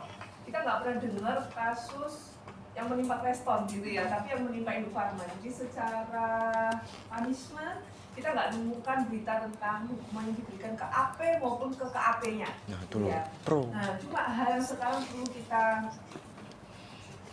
diskusikan adalah Indofarma tuh BUMN ya. Oke. BUMN itu pasti diaudit oleh dua pihak. Yang pertama KAP, wajib karena dia juga BPK. Terus ya. lembaga. Yang kedua adalah BPK. BPK pun itu juga masuk di BUMN untuk mengaudit laporan keuangan bersama rutin setiap tahun.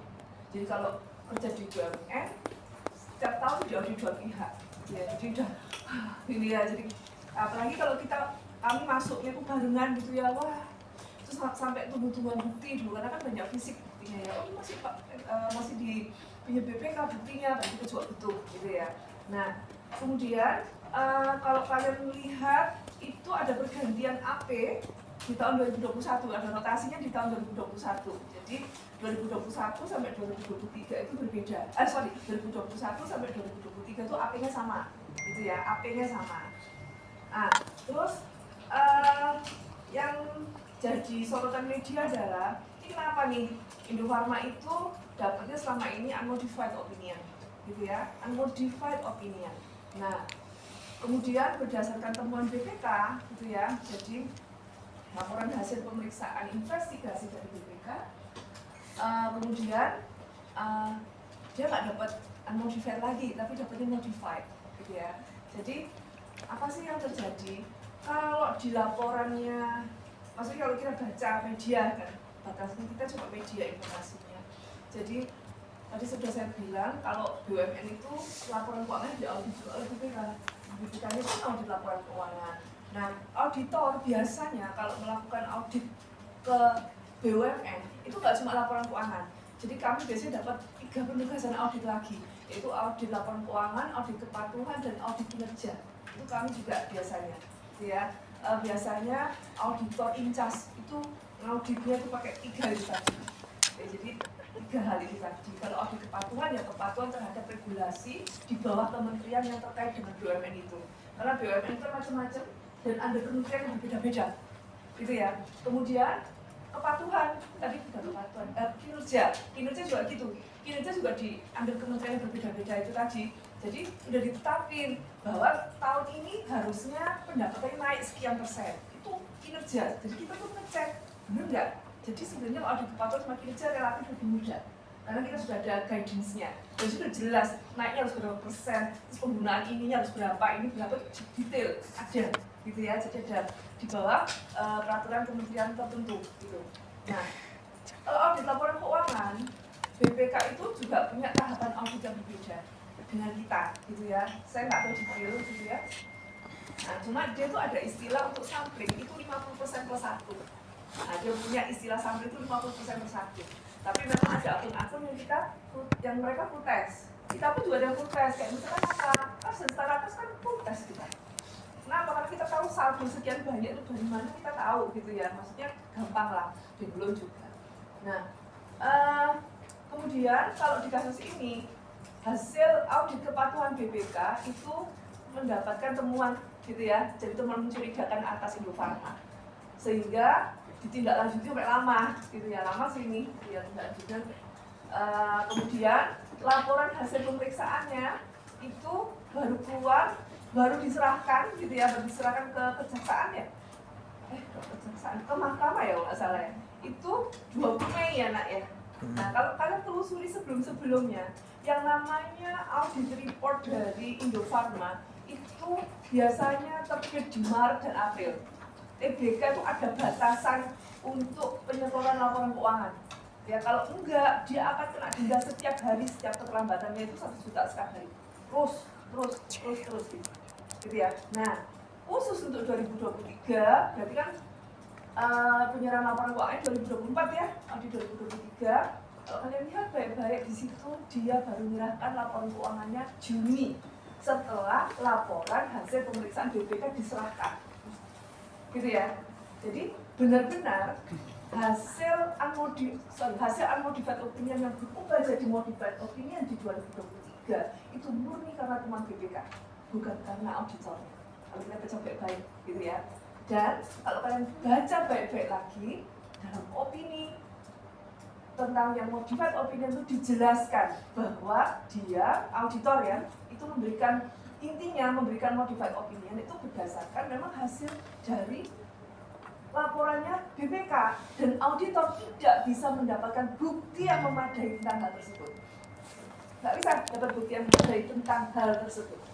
Dan itu disebabkan karena tidak punya akses untuk bukti tersebut. Ada itu keterangannya, gitu ya. Nah sebenarnya Indofarma itu kasusnya di kasus anak, Indofarma Global Medica-nya, ya. Jadi Indofarma Global Medica yang kena sebenarnya.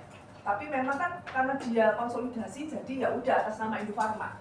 Nah Indofarma Global Medica 2025 itu dipilotkan oleh pengadilannya, gitu ya. Cuma memang kenapa jadi kasus, nggak pernah ada kasus tentang Creston ataupun AP dari Creston, gitu ya. Tapi sebenarnya temuan itu memang dari BPK. Nah, sehingga memang dampaknya ya udah. Nah, yang jadi pertanyaan adalah berarti selama mengaudit tidak bisa auditor untuk menemukan indikasi adanya fraud. SA 240 itu tujuan auditor adalah juga mengidentifikasi dan menilai risiko terjadinya kecurangan. Kalau dulu kita nggak ada, nak. 240 itu kita nggak ada, gitu ya. SA 240 itu nggak ada. Nah 240 itu baru, gitu ya. Tapi baru banget masuknya itu ya 2021 udah ada lah, gitu ya. Jadi itu sudah kewajiban dari auditor untuk mengidentifikasi dan menilai risiko terjadinya kecurangan.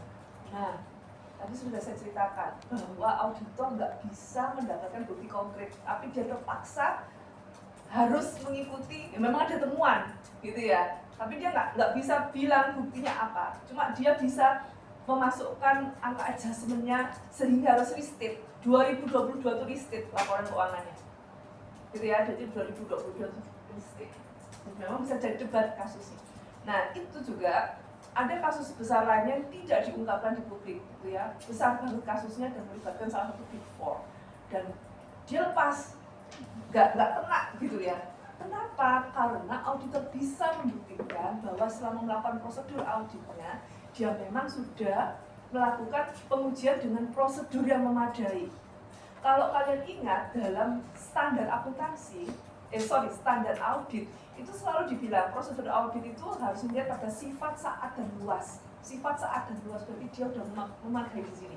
Creston pun kemungkinan besar seperti itu. Jadi sifat, saat, dan luas itu oke. Jadi ada kasus-kasus seperti ini yang auditornya bisa lepas karena dalam kertas kerjanya bisa membuktikan, dalam dokumentasi auditnya bisa membuktikan bahwa dia telah melakukan prosedur audit dengan memperhatikan dan mempertimbangkan sifat, saat, dan luas dari prosedur audit. Bisa lepasnya kemungkinan besar di sini. Iya.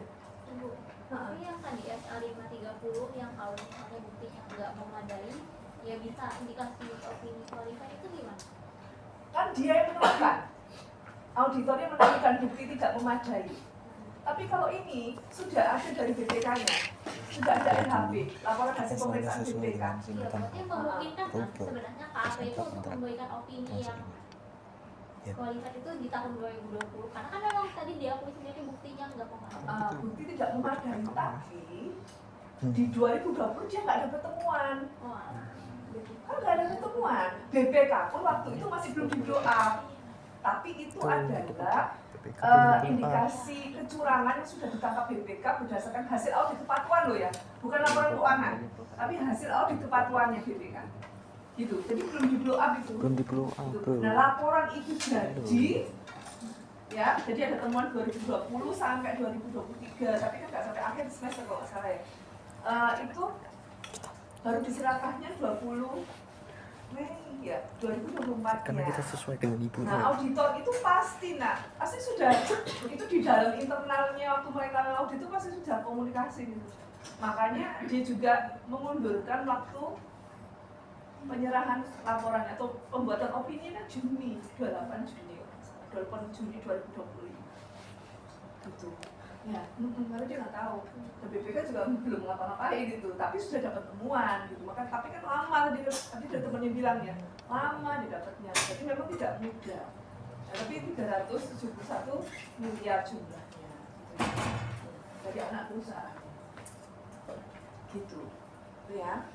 Nah, informasi lainnya adalah jadi dalam realitanya BPK itu juga seringkali menggunakan tenaga eksternal, jadi outsourcing, ya. Personel BPK itu terbatas, ya. yang udah audit banyak banget, ya. Instansi pemerintah itu masih BPK audit, pasti diaudit sama mereka, gitu ya. Bukan cuma BUMN aja, tapi pemerintah pasti juga audit. PDAM dan lain-lain gitu ya, bahkan yang instansi pemerintah gitu ya, pasti dia audit, kayak misalkan Dispenda, itu pasti dia audit tuh, ya. Nah, karena banyaknya yang dia audit, ya seringkali BPK itu juga menggunakan tenaga dari auditor eksternal untuk membantu pelaksanaan audit. Jadi masuk ke timnya BPK, ada tuh kayak gitu, ya. Jadi ada perekrutan khusus. Nah, jadi ada perekrutan khusus yang memang dilakukan oleh BPK, gitu ya, terhadap tenaga-tenaga profesional dari kantor akuntan publik. Nanti akan ada trainingnya, tapi itu daftar. Jadi daftarnya bebas, siapa aja boleh daftar sepanjang itu dalam lingkup KAP ya, bukan kita gitu ya. Jadi dalam lingkup KAP gitu. Jadi nanti AP disendirikan. Jadi ada pelatihannya sampai semingguan. Terus kalau auditornya, berarti bukan AP-nya, itu nanti ada pelatihannya lebih lama lagi. Setelah itu dia akan dapat sertifikasi khusus dari BPK. Nah, orang-orang ini adalah orang-orang yang nanti harus siap gitu ya ketika penugasan BPK itu dipanggil.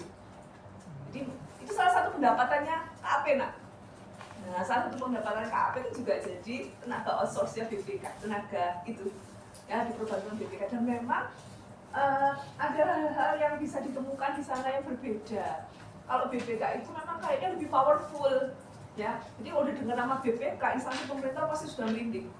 Nah, mesti BPK nih gitu ya. Jadi nggak berani banyak protes.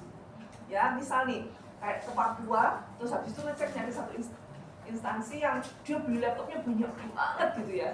Dia beli laptop banyak banget. Nanti waktu dia dicek fisik atas pembelian laptop itu, jadi tahu di satu ruangan yang gede, laptopnya itu dijual aja dinyalain semua. Nah, itu salah satunya. Dan itu saya belum pernah menemukan itu di penugasan auditor eksternal. Gitu. Jadi untuk tahu bahwa laptop itu memang kerja. Jadi laptop itu memang bekerja dan itu adalah laptop yang baru semua.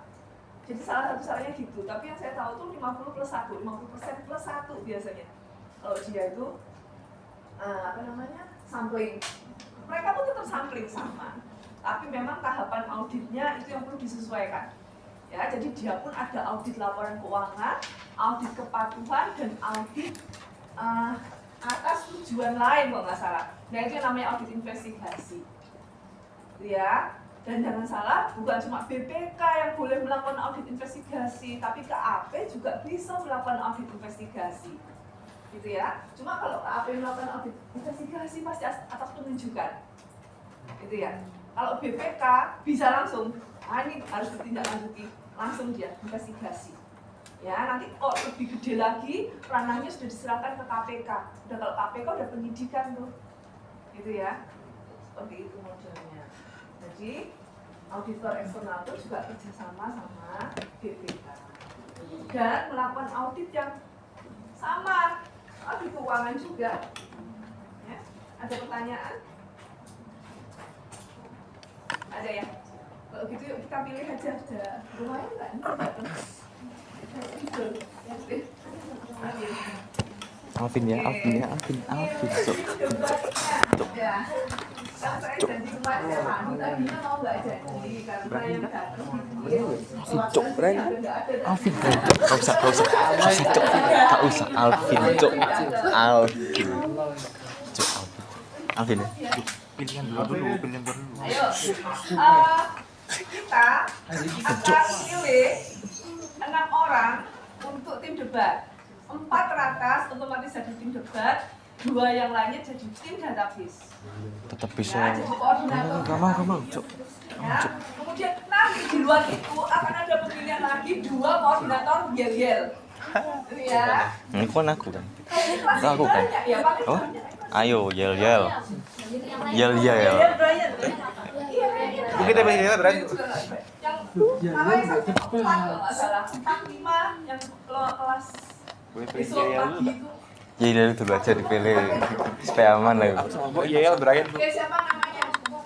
Yel, Bu. Ya, belum. Oh, Bu. Coba dulu. Kalau yel kayak Brian deh. Jangan Aloy.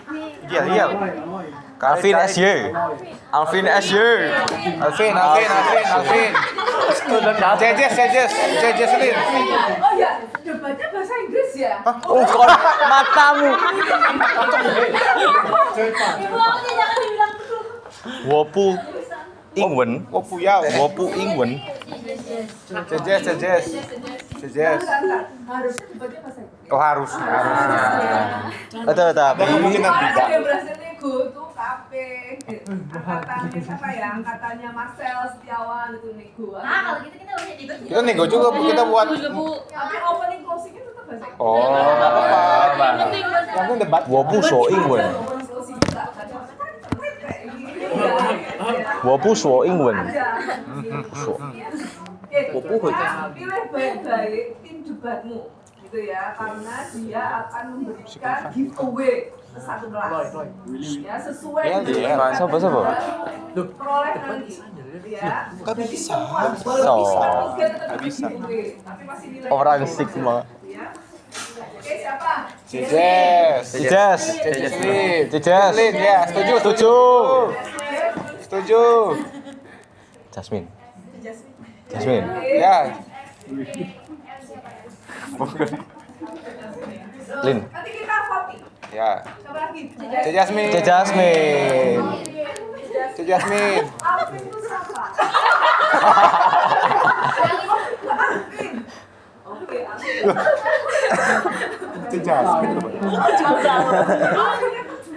Oh iya, Alvin KSM.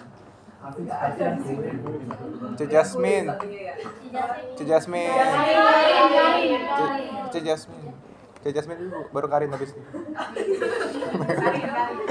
Karin. Aku aman. Ini dikeluarin nama-namanya harus ada milih loh. Iya, pilih tetap. Cecil.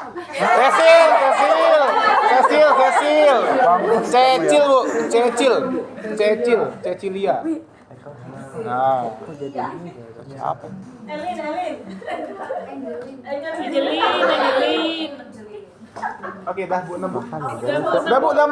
Mutlak itu Bu. Dah pas.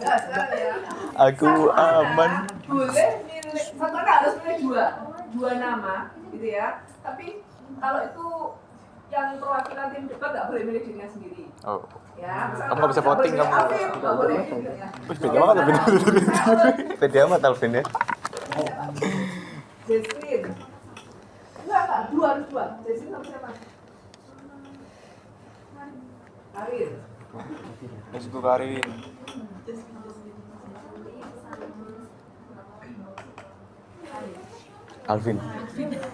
Alvin. Aku aman.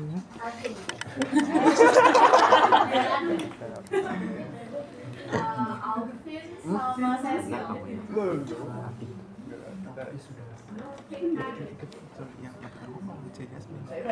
Inggris juga. Iya, Inggris dia MC. Iya, ngomong.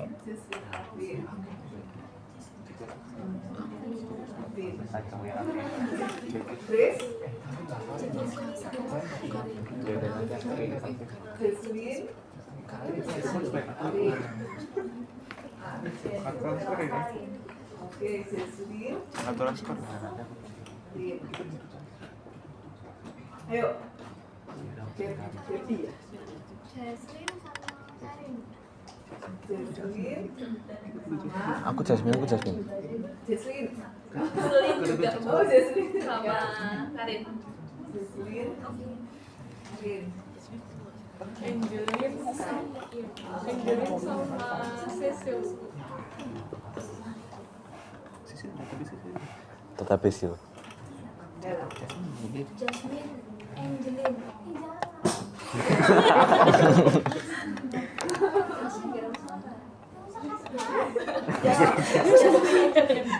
Jasmine sama Angelin. Saya juga Bu, Jasmine sama Angelin.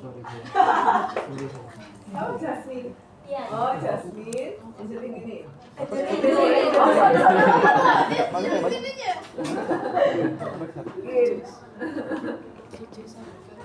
Ini. Sesi ya. Sama iPhone. Aku Jasmine sama Arif. Alvin.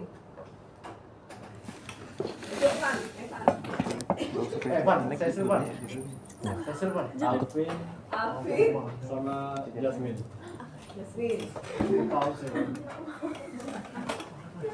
Sama Bu, Jasmine sama Alvin Bu. Ini belum? Ayan. C Jasmine sama Kak Jasmine. Jasmine. Jasmine sama Alvin.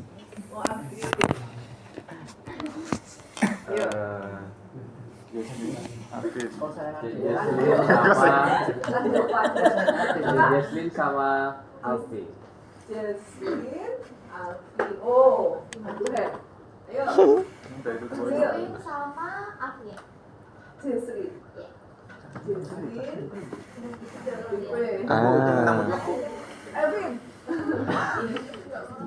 Alvin.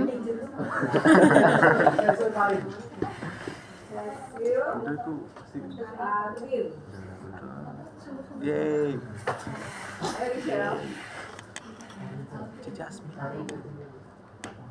Alvin. Wes ketahuan siapa ya? Bu, ini Bu. Oh iya. Jasmine sama Alvin. Oke. Top scorer. Nepotisme semua. Ya, betul. Partner, Bro. Oke. Berarti ini debatnya ini didokumentasikan ya. Ini dokumentasi. The new partner. Alvin, Jasmine dan Karin. Ini adalah koordinator database yang akan dibantu satu kelas. Tugasnya pasti dia tidak terima. buat paper tugasnya. Terima, Fit. Ya, tapi dibantu satu kelas. Oke. Ya, saya bilang satu kelas tuh bantunya gimana? Tetap harus dia kasih artikel, kemudian apa lagi? Kasih artikel dan harus disamerikan, disamerikan. Alvin kan suka gelut. Alvin gelut sama Stanley. Ya. Oke. Aku perform lo yo. Perform lo yo. Ya, Brian, Bu. Ya, Brian. Ini nggak boleh disebar ya. Kelas lain nggak boleh disebar, ini sifatnya rahasia. Ini cuma kelas kita yang paling tidak Iya. paling tidak terdeteksi siapa. Brian. Ntar ini matiin Bu. Brian dan siapa? Dua orang. Willy. Jason lah. Lu tunjuk gua. Kapok. Ini koordinator. Database. Unjuk kena. Koordinator. Ya. Alvin nggak ada alasan. Kata lu enggak. Aku perform. Koordinator dia ya. Nanti tugasnya juga selain yang mimpin dia buat dia itu juga ini ya nak ya, apa namanya, kalian setiap latihan ya harus berdaftar kehadiran untuk teman-temannya. Kalian tidak aktif nggak akan dapat giveaway. Nggak aktif, nggak pernah datang gitu, paling nggak pernah datang, nggak pernah ikut latihan, nggak akan dapat giveaway. Nggak boleh dapat giveaway-nya dari ini sudah terbuka, gitu ya. Oke, jadi kalian juga harus ngecek itu supaya jangan sampai nanti di belakang itu nggak pernah latihan, nggak pernah nih, tapi di belakang gitu ya. Setelah semuanya berlalu, setelah nilai sudah diberikan gitu ya, jangan sampai. Oke, ini didokumentasikan, gitu ya. Dan tidak usah disebar di kelas lain. Soal mungkin minggu ke-12 sudah keluar, ya. Paling lambat minggu ke-12 sudah keluar. Tuh.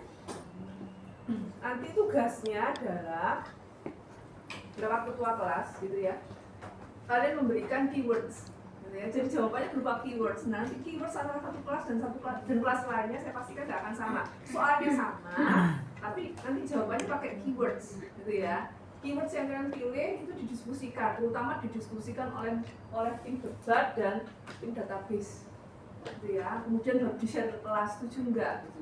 Dan keywords itu nggak boleh keluar dari kelas kalian. Intinya nggak boleh sampai kelas lain tahu.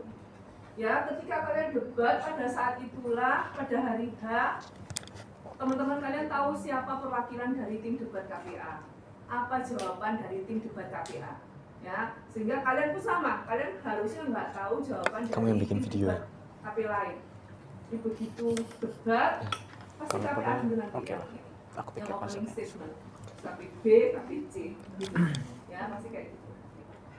Oke, jadi siap-siap ya. Nah, nanti yang mungkin berbeda dengan ini, kalian tetap harus pakai name tag. Nggak apa-apa name tag kalian ini aja, walaupun namanya KP-nya berbeda-beda, nggak apa-apa. Tapi semua harus pakai name tag. Gitu. Dan yang membedakan itu kalau blazer-nya pasti hitam, gitu ya. Yang membedakan dengan kelas lain nanti pasti milih ini kemejanya. Nah, dibedakan dari kemejanya, gitu ya. Mungkin nanti tim yel-yelnya itu nanti mungkin outfitnya diserasikan sama tim debatnya. Misal kemejanya merah, berarti kalian lebih dominan merah, nanti yang yel-yelnya kayak gitu ya. Tapi itu nanti didiskusikannya nanti. Oh ya, terus siapkan dokumentasi itu ya, yang apa namanya perjalanan debat kalian, ya. Harus ada foto satu kelas. Masih sudah ada foto satu kelas ya, karena kalau group presentation sama bahas itu kan kalian sudah pakai baju sama ya. Terus tampilkan grup debat masing-masing KP apa itu siapa, KP apa siapa gitu. Satunya lainnya terserah kalian campaign dan lain sebagainya. Iya, iya. Bu, berarti video itu ditampilkan sebelum kita debat? Iya, ditampilkan sebelum kalian debat. Jadi kan tontonan gitu biasanya. Gitu ya. Yang menarik ya. Itu kalau teman-temannya dulu itu kakak-kakaknya dulu itu ada yang kalau pagi kalau kita mesti jadi masing-masing ya. KP itu Ada yang tidur, ada yang apa tuh di video dikanditin sama mereka biasanya. ada KP Rafaela apa segala itu di video. Sekarang kayak nggak ada. Bu, kan ada 3 KP loh. Berarti waktu itunya gimana pembagiannya? Nanti kan ada penyesuaiannya gini. Nanti kan kita ada slotnya lagi. Nunggu penjurian, terus kemungkinan besar itu ditampilkan sebelum yel-yel kalian. Jadi nanti kan kalian diadu yel-yelnya. Nah, tapi sebelum kalian diadu yel-yelnya sambil kalian mempersiapkan videonya itu ditampilkan video kelas kalian. Jadi kalau kalian mau debat KPA berarti videonya yel-yel dulu video kelasnya ditayangkan dulu kalian sambil persiapan. Itu ya. Berarti 3 tim ini saling lawan atau gimana? 3 tim ini saling lawan atau gimana? Yel-yelnya gitu ya. Biasanya ditunggu-tunggu Bapak Ibu dosen itu yel-yel yang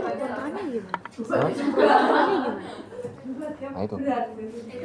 Bu, pro kontranya kalau 3 kelompok gimana Bu waktu debat? Enggak pro kontra langsung otomatis dari kunci jawabanmu nak. Tadi yang keyword itu. Dari keywordsmu. Kan tadi saya nentukan keywordsmu itu saya terima apa enggak. Bisa jadi keywords yang nggak saya terima itu karena memang nggak sesuai sama topiknya atau mungkin sudah ada apa namanya KP lain yang ambil itu. Gitu ya, jadi bisa jadi nggak pro nggak sesuai jadi nggak pro ada KP lain yang sudah ambil. Jadi saya nggak akan ngomong oh ya cari yang lain ya. Jangan gonta-ganti terus ya. Kamu ganti beberapa hari lagi Bu ganti jangan gitu ya. Awalnya kon sekarang atau ambigu, terus nanti lebih ambigu lagi. Ya. Ini sudah jadi foto ya.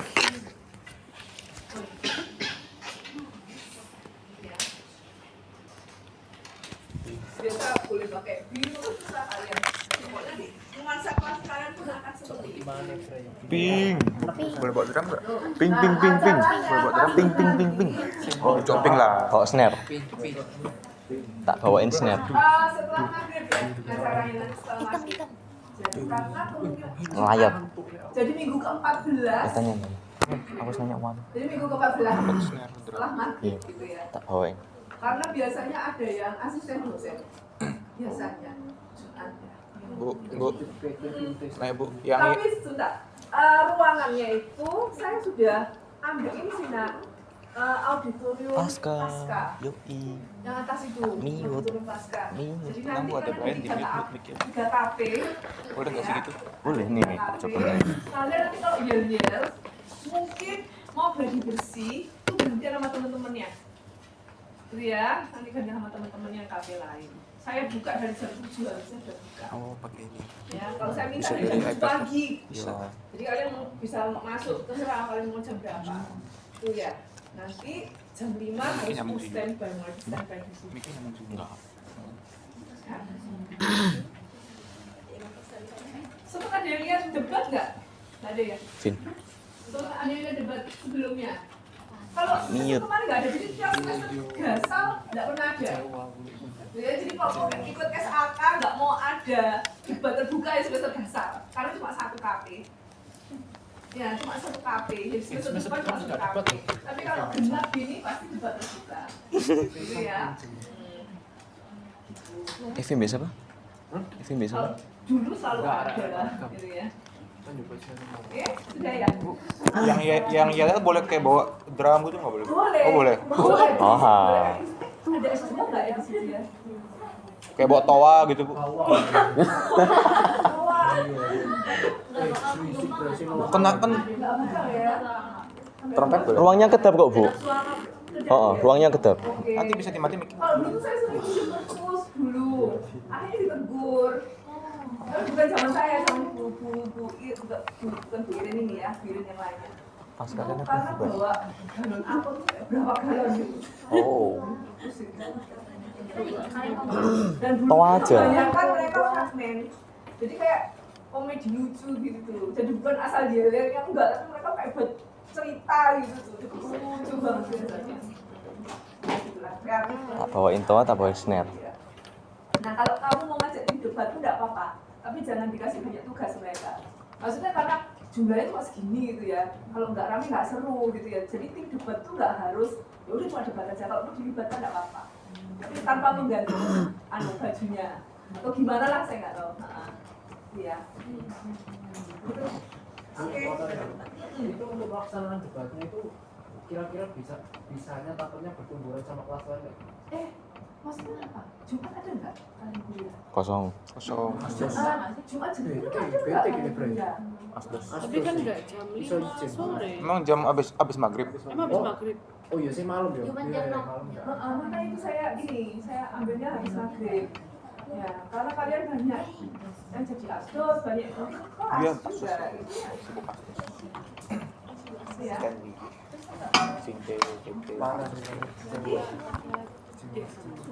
Cewek sama aku. Cewek sama aku. Cewek sama aku. Udah diinput harusnya. Semua Bu ya. Kamu ingin tahu? Tafus iku romari. Ya.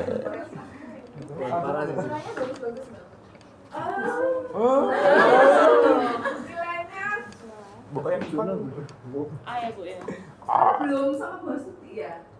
Cuma kalau sama tampilan debatnya beda ya. Tampilan debat itu kan yang penting kalian datang ya. Oh, ya udah. Kalau kalian nggak rajin datang ya nggak dapat debat. Tapi kan saya baca ininya kompendian kan. Nah kompendian itu ada juga yang bilang nggak pernah kerja. Ngomong begitu. Ya ada. Aku tahu apa. Nggak pernah kerja, nggak pernah ini. Ya itu pasti akan mengurangi. Oh, kenal. Masih dengan yang lain kalau cuma satu orang gitu sih nggak berlaku gitu ya. Jadi kalau semuanya bilang kayak gitu ya sudah masih kurang.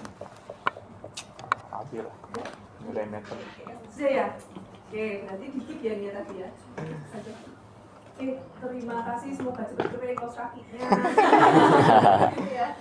Sampai ketemu minggu depan maksud saya. Yang dapat siapa minggu depan? Soalnya kalau nggak hari ini besok keluar. Oh, yang dapat minggu depan.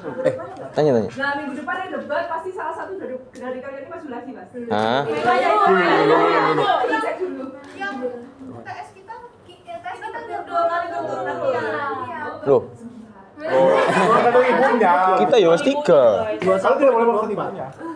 Kita ya wis 3 apa tuh? Lah ndelokno pattern-e algoritmane UTS biyen lho.